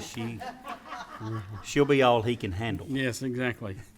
On Goal 3, Human Capital, Dr. Stewart, are we going to be offering any incentives to teachers to do pre-K since we're coming in kind of at a late part, halfway through the year, to be able to recruit these? Are we doing incentives to be able to bring those in? Well, Karen was shaking her head yes. Were you? Or you were just like smiling at me? I don't know what that was. Yeah, that was caught on tape, I think. At this time, we are convinced that we have enough incentives and being a part of the Cyfair team that we'll be able to recruit those teachers. However, if we find that we are lacking and feel that an incentive type of program will help us, we've definitely talked to Karen about would that be a possibility. But right now, we are, see, Sharita's back there, we're ready. We think we're going to be able to find the teachers that we need to support full-day pre-K in January. One of the things that I would add to that is there are a lot of college graduates in December, and the thought of a 22, let's just say a young person, signing on to a district with benefits that makes nearly $60,000 is a pretty big incentive. So we think we think we're going to be able to recruit those folks if they're available. But they also have to have special certification, do they not? They do, but you know, we've got a plethora of student teachers in our district right now. So we're making sure all of those folks are aware that there's going to be opportunities here in our district, and we still, this won't surprise you, Bob, but we're still a district where we're a destination district. Right. People want to come to work here. Yeah. I got one final question, and this will be for Teresa, and that's goal number 4. And develop a CFISD customer service model. Right above that was develop a comprehensive communication plan to enhance and support key messages. Is it time for us to run another survey, Teresa, to see where we are? I know we ran one, was it a couple of years ago, if I remember correctly? I'm just wondering, is it time for us to do that again and find out where we are so we know where we're going? That's a great question, and we actually have had that conversation. We've only had one meeting with the customer service group, but, you know, part of what we said is before we know how to best serve our customers, we need to know what it is that they want and need. So we have talked about that, and I think that it is probably time to do that survey as well, and we can certainly implement that into our plan. I'm sorry, go ahead. And I was just going to add to that, even though we won't have an official plan that we hope that you will adopt this spring or summer for next year, we're starting on it right now. I mean, we're focused this year on, and it, you know our phrase, it's lagniappe. We're trying to provide a little extra. So we're trying to create that culture right now where we already know that our folks are doing an outstanding job, but what can we do that's just a little bit extra? So we're starting to establish that expectation even higher. Just one final statement, and that is, I know that this board monitoring system is the board's, and I certainly commend this board for having a board monitoring system. Ms. Mengoy and I presented about 1.5 years ago, and not all districts do this, but I'll also tell you that it's really awesome to be able to work hand in hand with the people that are doing the day-to-day work, that they're working with us and making sure that we're meeting the goal expectations that the board is asking and representing the community. Thank you. Tom.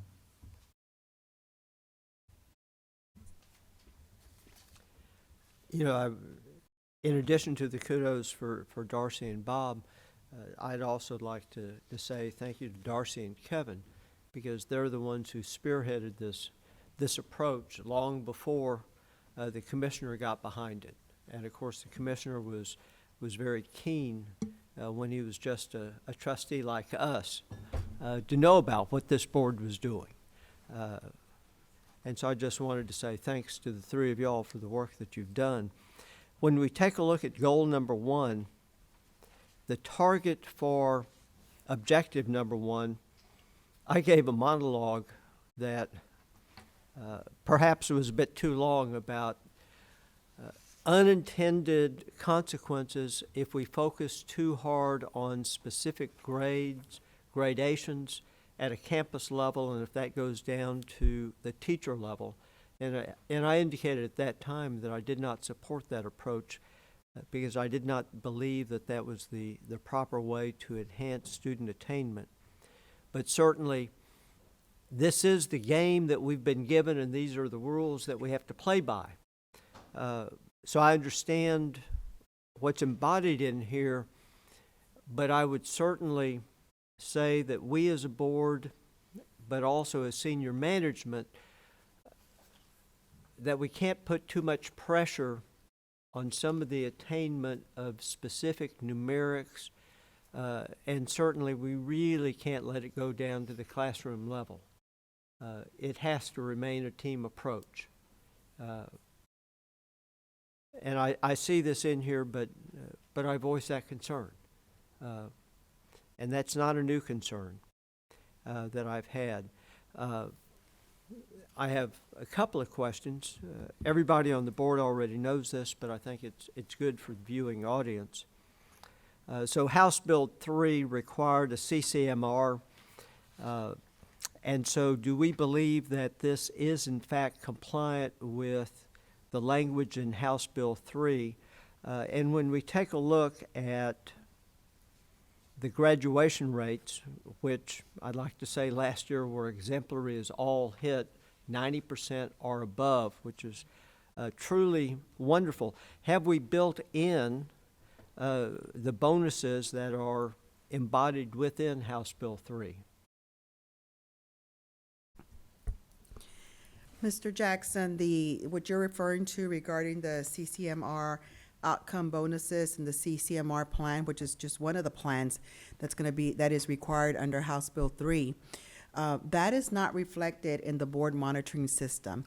We don't have all the information yet from the commissioner as to how actually all of this is going to work and the requirements. So we're still waiting for guidance on that, but that is not a part of the board monitoring system.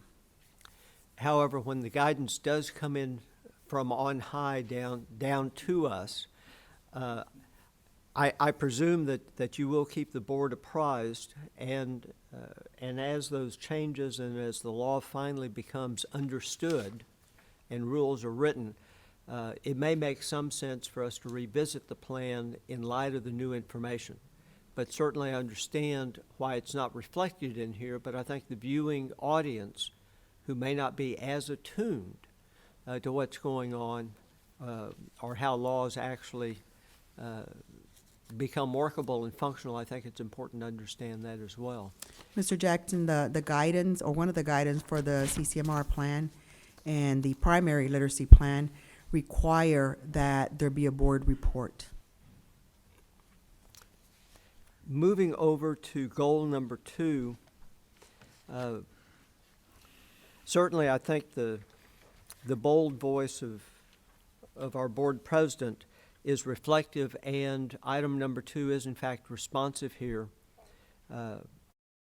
I presume that Senate Bill 1451 will be honored as we strive to reduce the 50% reduction on in-class suspensions, and I would ask the question, we have certain mandatory placements. Are we talking about changing how we respond to mandatory replacements that are required by law, or will we keep those in place but merely work with those students when they return back to the home campus? And I guess that would be for you, Deborah. So, reflecting on objective 2, we are not looking at a waiver or an opportunity to waive those mandatory placements. Our hope and our goal is that we can alter or change student behavior so that the behavior is different, resulting in a reduction in the placement. So Excellent. we're, okay. Thank you. Yes, sir.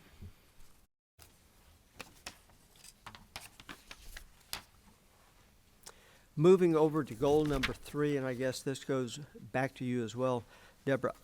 I strongly support the concept of visibility in leadership. Everybody I know and respect in this area constantly says that this concept of visibility is one that we must champion, and so I do so. When we talk about diversity, diversity has many different definitions. What is our functional definition here? So you're correct that diversity is a broad definition. But here, for this particular goal, we are focusing on ethnicity. And probably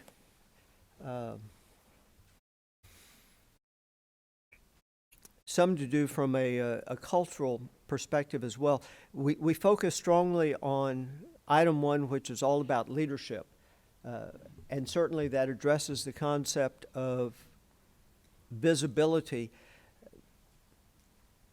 But in terms of staff and in terms of classroom teachers, I would think that when we look to future reporting, that we try and examine what our intake is. You've already focused on the intake at the leadership level, but I think we should also look at the intake at the staff level. We like to grow our own leaders, and certainly it takes a long time to develop a leader. But if we don't focus on the intake now, how will we know where we will be 10 years from now?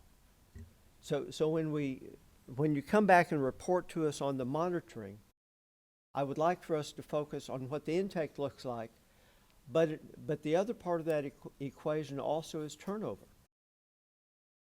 So if we look at the outtake or the turnover by the same lens, I think that's important information for us to see from a reporting perspective.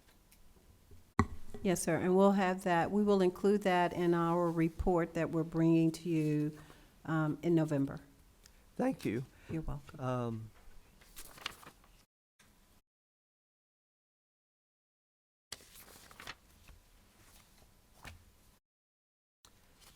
If we go over to goal number 4, I continue to be impressed with how the district has moved on this issue.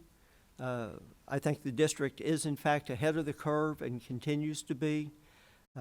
Number 3 obviously is key to developing a feedback loop, and the approach is solid. I mean, these are best practices, and this is in fact what we want to implement. When we switch over to goal number 5, Karen, if you would, when we talk about fund balances of 25%, please comment as to where we are. And would you consider the absolute gold standard to be 6 months for an academic entity like ourselves? And then what is the minimum requirement by the state of Texas? Mr. Jackson, our current our current fund balance right now is about a little over 6 months in fund balance. And I'm in agreement with you that I really think for a district like us, we really need to be close to 6 months in fund balance. I mean, our monthly expenditures are about close to $74 million.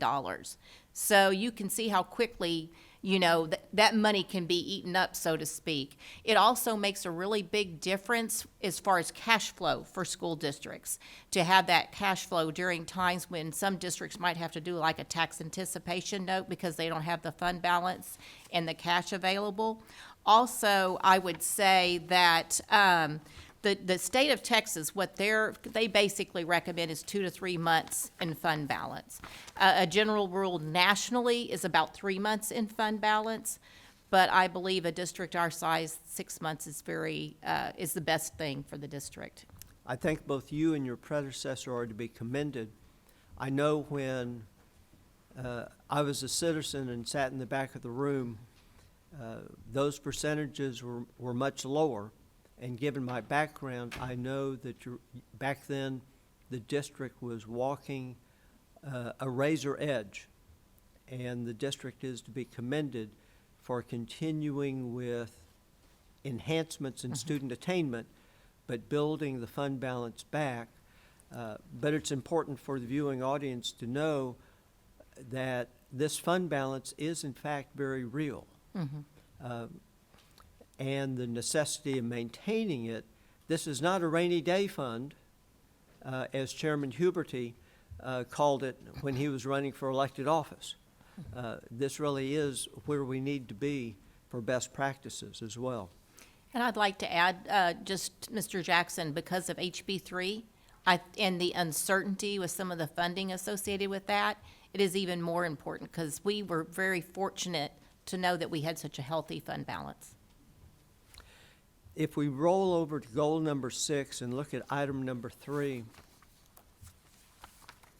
do we have a comparison as to what other districts are able to achieve in this area given the level of demographics? And I don't mean that to be a trick question, but I've had the opportunity of speaking with principals from other districts, and they certainly have different approaches toward attaining these percentages than what we have ever used in our district. So do we ever take a look at that comparison? So we participate in several USDA research studies.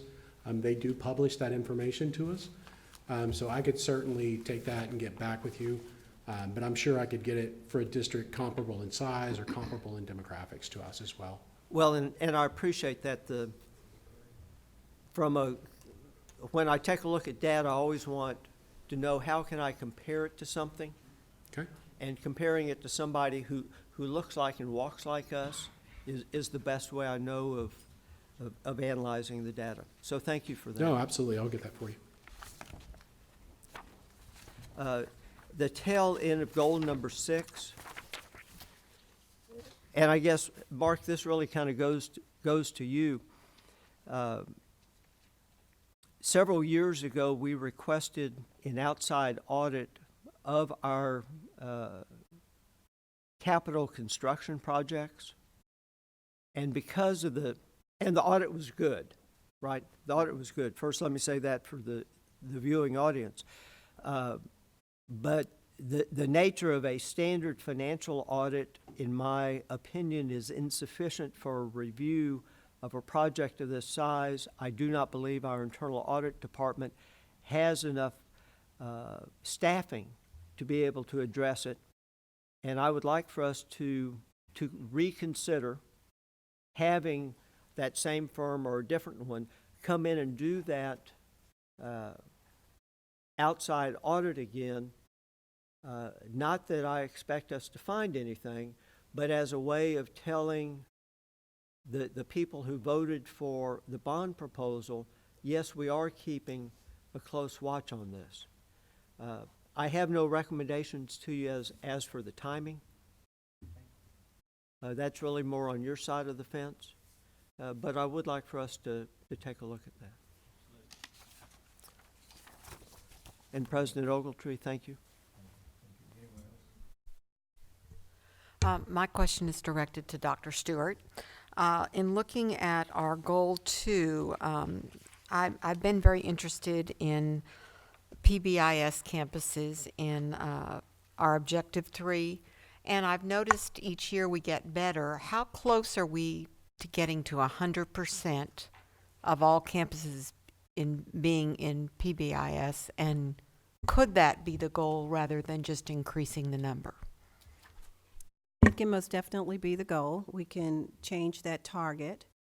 And we're very close. As of today, we have 81 of our campuses that are PBIS campuses, and all 56 elementary schools are PBIS. So that might be a good thing to say, because if we have all elementary, and if we could get all middle and high school, Okay. we would be, because we've been working on increasing for 3 or 4 years now. Absolutely, and we're getting closer, very close. Yeah, I think there's a couple of campuses that use an alternative method. And that may be one of the issues, but maybe then the goal needs to say, or an alternative method that's approved. I don't really know. I know I've seen in other couple of middle schools, no PBIS, but another alternative method. Right now, I think all but one of our middle schools, 17 of the 18 are PBIS. All right, so we're almost there. We're almost I'd there. love to see us be 100%. All right, we will change that target.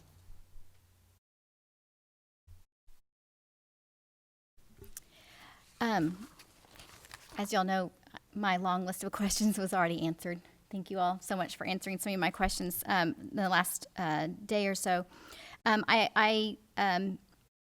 Goal number 1, objective 1, just to be very clear, we're saying that all of our campuses would have A or B ratings. We know that at the secondary level, we are already there, so this would just help us focus our resources on those elementary schools who need that extra support. That is correct. We Okay. have about 9 campuses right around there that are not So we are A or so B. close to that.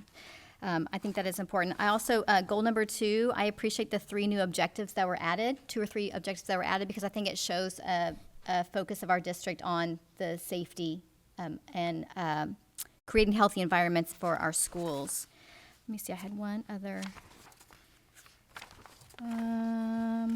I think all my other questions were answered. The one about nutrition services, I feel very confident that we'll reach that goal. I see so many creative programs and ideas being implemented at the schools for increasing breakfasts with our students, so I appreciate the efforts from nutrition services.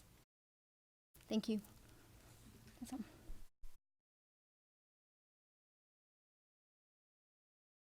Were addressed by other board members. I do want to comment on goal 4, Teresa, and number 3, that customer service model. I really think that is so great for us to move in that direction, as opposed to trying to push everyone to the app. We will get more dividends on customer service than we would ever get on the app, the use of the app. And I'm assuming it's going to, this whole movement is going to filter throughout the district in every phase toward our vendors, our parents, our students, and even toward each other as employees. So we're looking forward to that. You are correct. That is definitely the model that we are going to create, and why it will take us the entire year to really develop that and create the implementation plan. Okay, thank you. Great report. If you all will, I'd like to move for us to go to the action item, non-consensus item 8C, so that we can also allow some of our guests to leave here free of guilt after the presentation. It passed Randy's bedtime. 8C, the board will consider adopting an order authorizing the issuance of Cypress-Fairbanks Independent School District Unlimited Tax School Building Bonds Series 2019A, levying a tax and providing for the security of payment thereof, providing for the award of the sale thereof in accordance with specified parameters, and enacting other provisions thereto. Karen? Thank you, Dr. Ogletree. We are recommending that you approve the bond orders on a parameter sale for the 2019 A Series bonds that will give administration the authority to sell these bonds on a negotiated basis within certain parameters as described in the bond orders. The Series 2019 A are fixed-rate bonds totaling $389.2 million, with $102.2 million from the 2014 voted bond authorization and then $287 million from the 2019 voted bond authorization. The new money projects will include things like instructional technology, technology infrastructure, various security projects such as securing the perimeter around the portables and playgrounds, police vehicles and buses, renovations at some of our elementary and middle schools, as well as architectural fees for elementary 57 and 58. And with that, I'd like to turn it over to Terrell Palmer, our financial advisor with Post Oak Municipal Advisors, and also Code Bond Counsel Jonathan Frells with Bracewell, and Randy Bates with Bates and Coleman. Yes, good to see you all again. No real presentation tonight, just here to answer any questions. It's a wonderful time to issue bonds. We're at near historic lows in interest rates, and we hope with the current schedule to be able to lock in this rate that is almost 100 basis points or 1% below what we were hoping to get when we called the election. So it's a very good time. And we're going to hopefully lock in this rate within 6 weeks of tonight. So we're moving very quickly. All right, any questions of Mr. Paul? All right, Tom.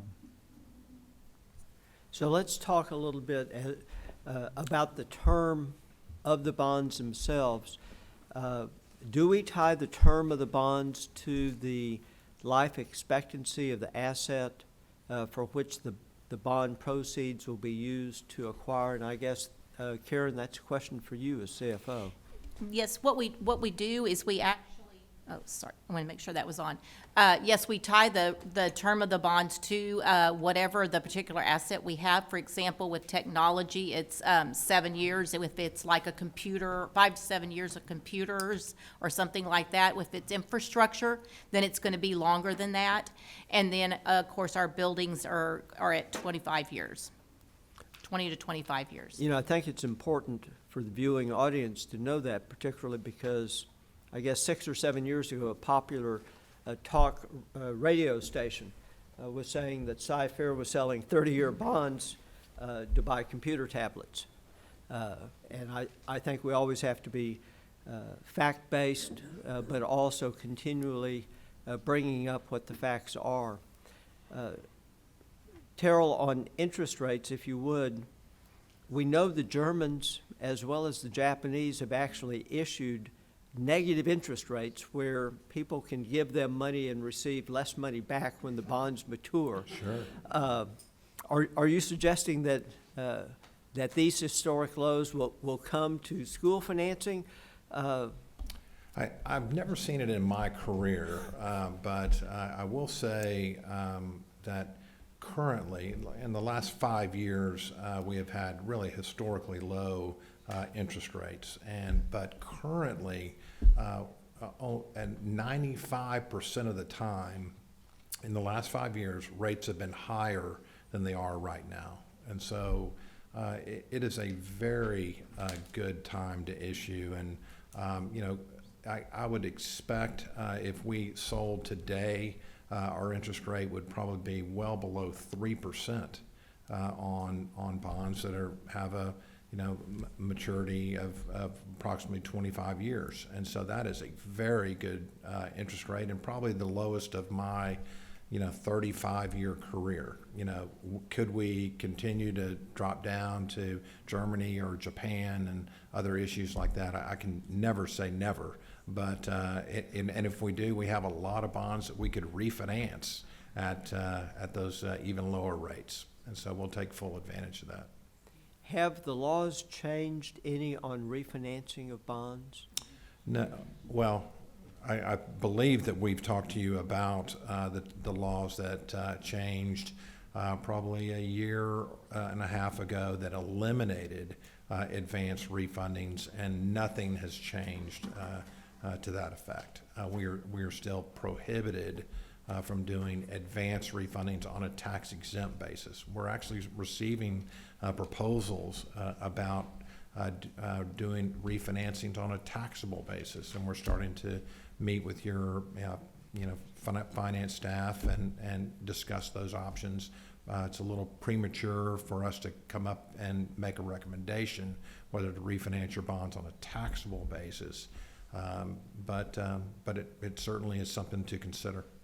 And I certainly appreciate your giving us advance notice that is an idea. Certainly not an idea that's ready to be born, but certainly that you are looking at it. Sure.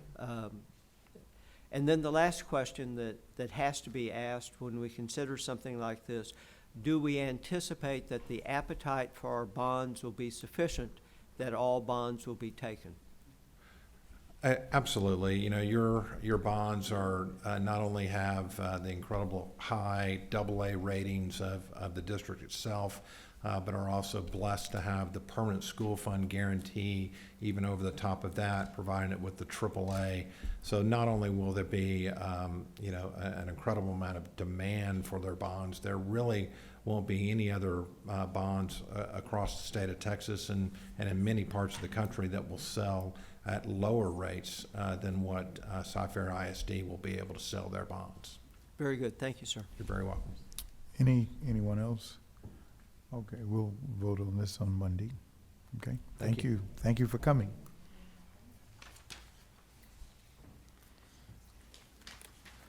We'll now go to the action item consensus portion of our agenda. 7A, the board will consider approving tax refunds or greater for Cypress-Fairbanks ISD. Any questions? All right. 7B, the board will consider approving the minutes of the August 8th, 2019 Committee of the Whole meeting on Monday. All right. 7C, the board will consider approving the minutes of the August 12th, 2019 regular board meeting, Monday. All right. Those will remain on consensus. We'll go to the action item non-consensus. Item 8A, the board will consider approving a resolution to initiate the process under Education Code Chapter 12A to become a district of innovation. Thank you, Dr. Ogletree. This evening, we brought to you a resolution that would allow Cypher ISD to basically explore the possibility of developing an innovation plan and being named a district of innovation. I will share with you that the District of Innovation concept was passed in 2015 with the 84th Texas Legislative Session. And essentially what the DOI, District of Innovation, does is it provides school districts with the opportunity to access many of the flexibilities that are actually available to charter schools. And then the districts are able to do that by gaining exceptions from several of the Texas Education Code requirements. So in essence, it's really providing some flexibility and some local control for campuses. Really, the only other requirement, I guess I should click here, the only other requirement for a district to submit a plan is that in the most recent academic performance accountability, a district must at least be in the acceptable range. Other than that, that really is the only other requirement. Now, you may wonder, why is it that districts want to be a district of innovation? An interesting fact that actually Dr. Claiborne and I discovered is that, there's about, 1,030 school districts in Texas? Is that about right, Dr. Henry? And about 865-ish are actually designated as District of Innovation. That's a high percent. But the ability to be able to be designated that and the local control that comes with that, districts are able to pursue innovations in the areas such as the ones that you see up here. This is most of them, by getting an exception from the Texas Education Code.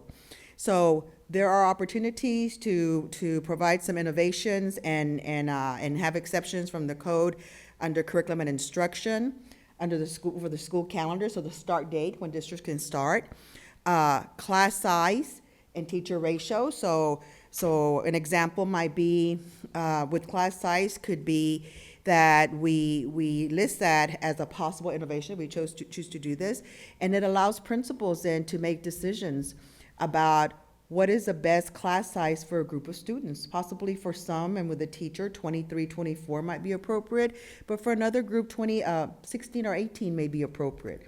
So it allows campuses, the leadership, to make decisions locally about what's best for students. Another one that is listed in the information is minutes and seat time of instruction. So an example there might be, the requirement right now is 90% seat time.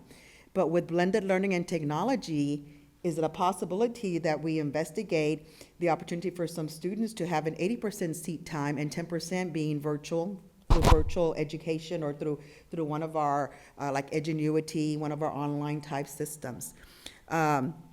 It also talks about minutes and seat times, which I just mentioned, budgeting, student discipline, and some other benefits to teachers, such as planning time and duty-free lunch. So these are just some of the areas that are listed in the information for the designation of a district of innovation, and that we could possibly look at and consider. It does not allow you to take an exemption from all things that are part of the Texas Education Code, like fingerprinting, things of that sort. We still have to do things like that. But the plans that are a part of the District of Innovation for a district are very unique. They're not the same from district to district, because it's really all dependent on what the district goals are, what are some innovative plans that they'd like to do or to submit. Interesting, if a district decides to submit an innovation plan, TA does not approve this. It's submitted. The board approves it, but TA does not. It is submitted, just submitted. And then the plan is good for up to 5 years, but every year it can be tweaked and can be amended or modified, and then renewed after the 5 years. There is a process that's required to be able to submit a plan to be a district of innovation. And I just kind of lined out that if you chose for us to allow us to pursue this, to investigate this, this is basically a calendar that we would follow. Again, a presentation, which we're doing right now for you. The resolution will need to be signed, and basically that resolution is not saying that we're going to submit a plan. It's basically saying that you're giving us permission to explore the possibility to submit a plan. And then a public hearing so that the committee can give input, which will happen on Monday. And then you would be appointing a committee. So you would be giving us the opportunity to identify a committee that would be formed to investigate this, to explore this, and then to eventually, if it was decided, to create a plan and bring it to you. If you choose to give us the opportunity to explore this opportunity, we are considering a committee of about 25 people that would include really a wide range of the community: parents, principals from each of the different levels, teachers, students, the teacher organizations. So really a wide range of the committee, so we can get some good representation and some good ideas about some possible innovations. And if you have any questions, I'll be happy to answer them. Now, remember, this is just a resolution to explore, okay? All right. I guess my first question right now is, since this has been in existence since 2015, why now? Mrs. Blackshear, up to now, really activities and different programs that we've been able to do, it really hasn't required that we request an exemption from any of the laws. But we really have never explored what are the possibilities that may be available or presented to us. And so that's what we'd like to do, is explore what are some possibilities. The blended learning that I just mentioned, that's pretty new. That's not something that's been around a long time. And so we've thought, let's see what we can explore. We have so many opportunities at the New Broadington Center to be able to do some seat time, but also some online time for online teaching and learning for our students. So it really is an exploration of it. Ms. Blackshear, just to add to that, I'll be not quite as smooth as Dr. Macias. I'll be honest, I thought when this passed that the first legislative session that it would get totally taken out. So I didn't proceed with it primarily because I thought the calendar provision would be rejected by the legislature, and I can't remember even what year that was. So I didn't think we should proceed. I still don't know if we need to change our calendar, but I would like for that option to be there if we see that as something we would like to do, which we don't have currently. So, that's kind of the second one. I thought it'd be shut down. I thought the calendar. And then the third one, which is really, I think, possibly innovative, is we may be able to do something with health insurance. And so there's a couple of districts that have put some innovative provisions in about alternative insurance plans that you cannot do without this District of Innovation moniker. So we're going to investigate that, because probably the biggest complaint I get is our health insurance, probably the biggest complaint y'all get. So this is a possibility we could do something innovative there. I'm not promising that, I'm just saying we want to explore it. So the timeline that we have before you brings it to December, which gives us the opportunity, if we do want to look at some possible changes or innovations with the calendar or any other area, that we could do that. Bob? So Dr. Macias, everything you're showing us up there, I don't see any negatives. Do you know any negatives about this? We don't. We've looked through some of the innovative plans of some other districts, and we have not seen any negatives. Dr. Henry's right. The primary area that we see is the calendar.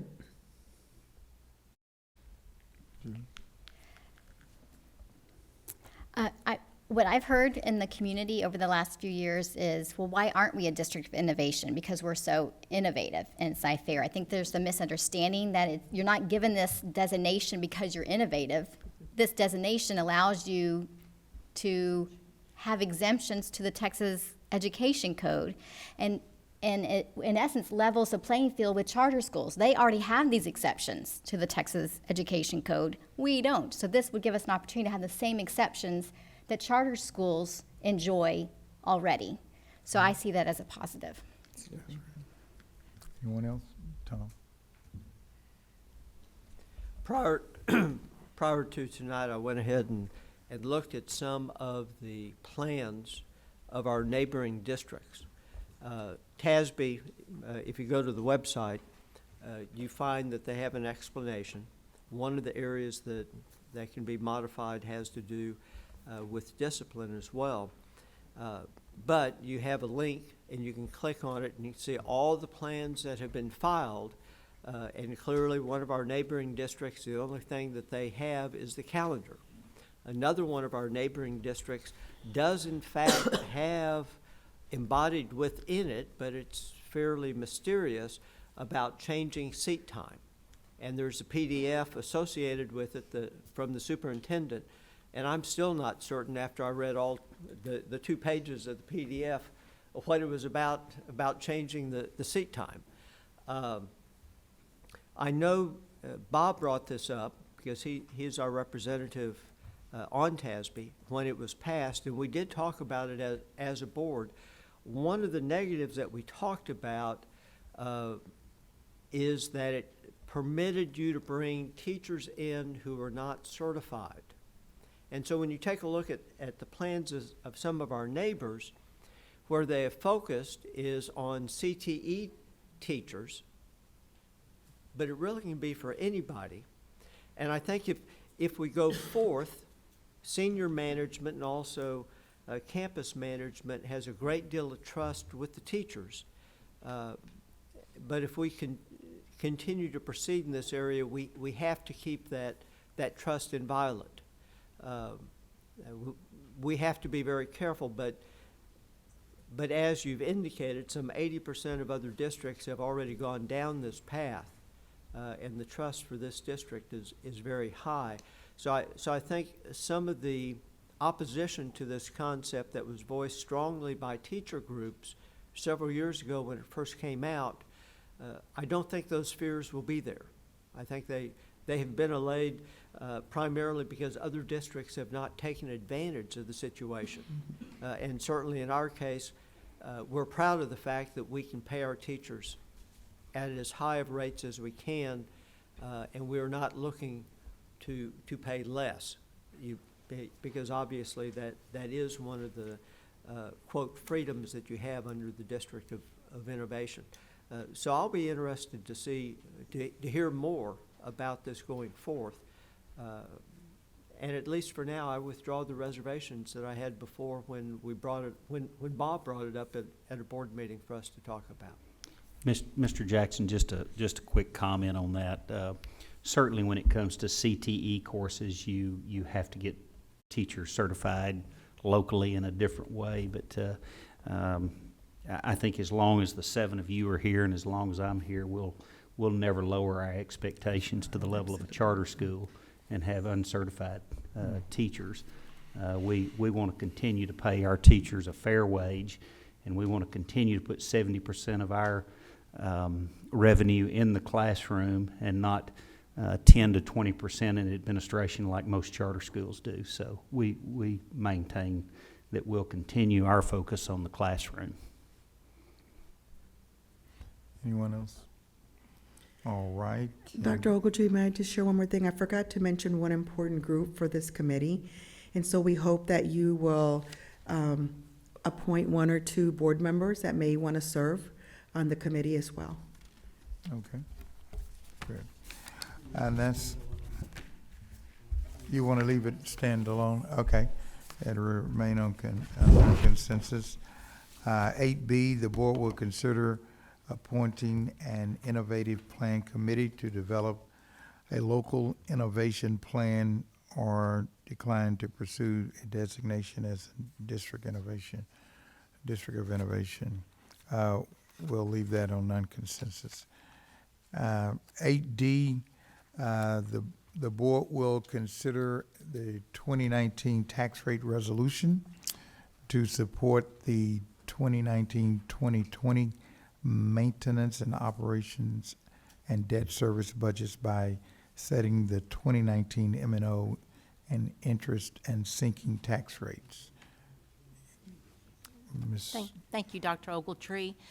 During my presentation in June, I mentioned that we could not adopt our tax rates that support the 2019-20 budget until after we receive certified values from the Harris County Appraisal District.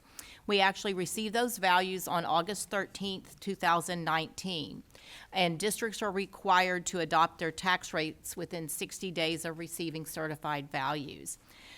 During the presentation, also in June, I mentioned that the operating budget would require a tax rate of 97 cents, and the debt service budget would be expected to require an interest and sinking tax rate of 40 cents, for a total tax rate of $1.37. The total tax rate decreased 7 cents from prior year due to the compression of the maintenance and operations tax rate as a result of the 86th legislative session. So, for example, on a $200,000 home, this saves the taxpayer about $95. The recommended interest and sinking rate of $40 is expected to cover the debt service principal and interest of our current outstanding bonds, as well as the expected principal and interest for the additional new money that will be sold in October, or priced in October. We recommend on Monday that the Board of Trustees adopt the 2019 tax rate of 97 cents for maintenance and operations and 40 cents for interest and sinking, totaling $1.37 as described in the resolution. All right, and we'll take care of this Monday. And, yeah, okay, Tom? Yeah, we said Monday. Well, yes. Karen, if you would, please comment on the revenue lost relative to the exemptions that have been granted. Yes, Mr. Jackson. First of all, we offer, just for the public to understand, we offer an optional homestead exemption of 20%. We also have an optional for those over 65 of $15,000, as well as for the disabled, an optional exemption of $15,000. Basically, the amount of money that the district, or revenue that the district loses by granting these exemptions at a $1.37 tax rate is just shy of $79 million. And do we have any exemptions for commercial property? Do we have the Freeport exemption? Just the Freeport exemption. And do you have a value on that? I don't, but I can get that for you, Mr. Jackson. Thank you. All right, any other questions? All right, 8E, the board will consider approving the 2019 certified tax rolls and the estimated collection rate for 2019 to be 100% and the 2018 excess debt collection rate to be 0.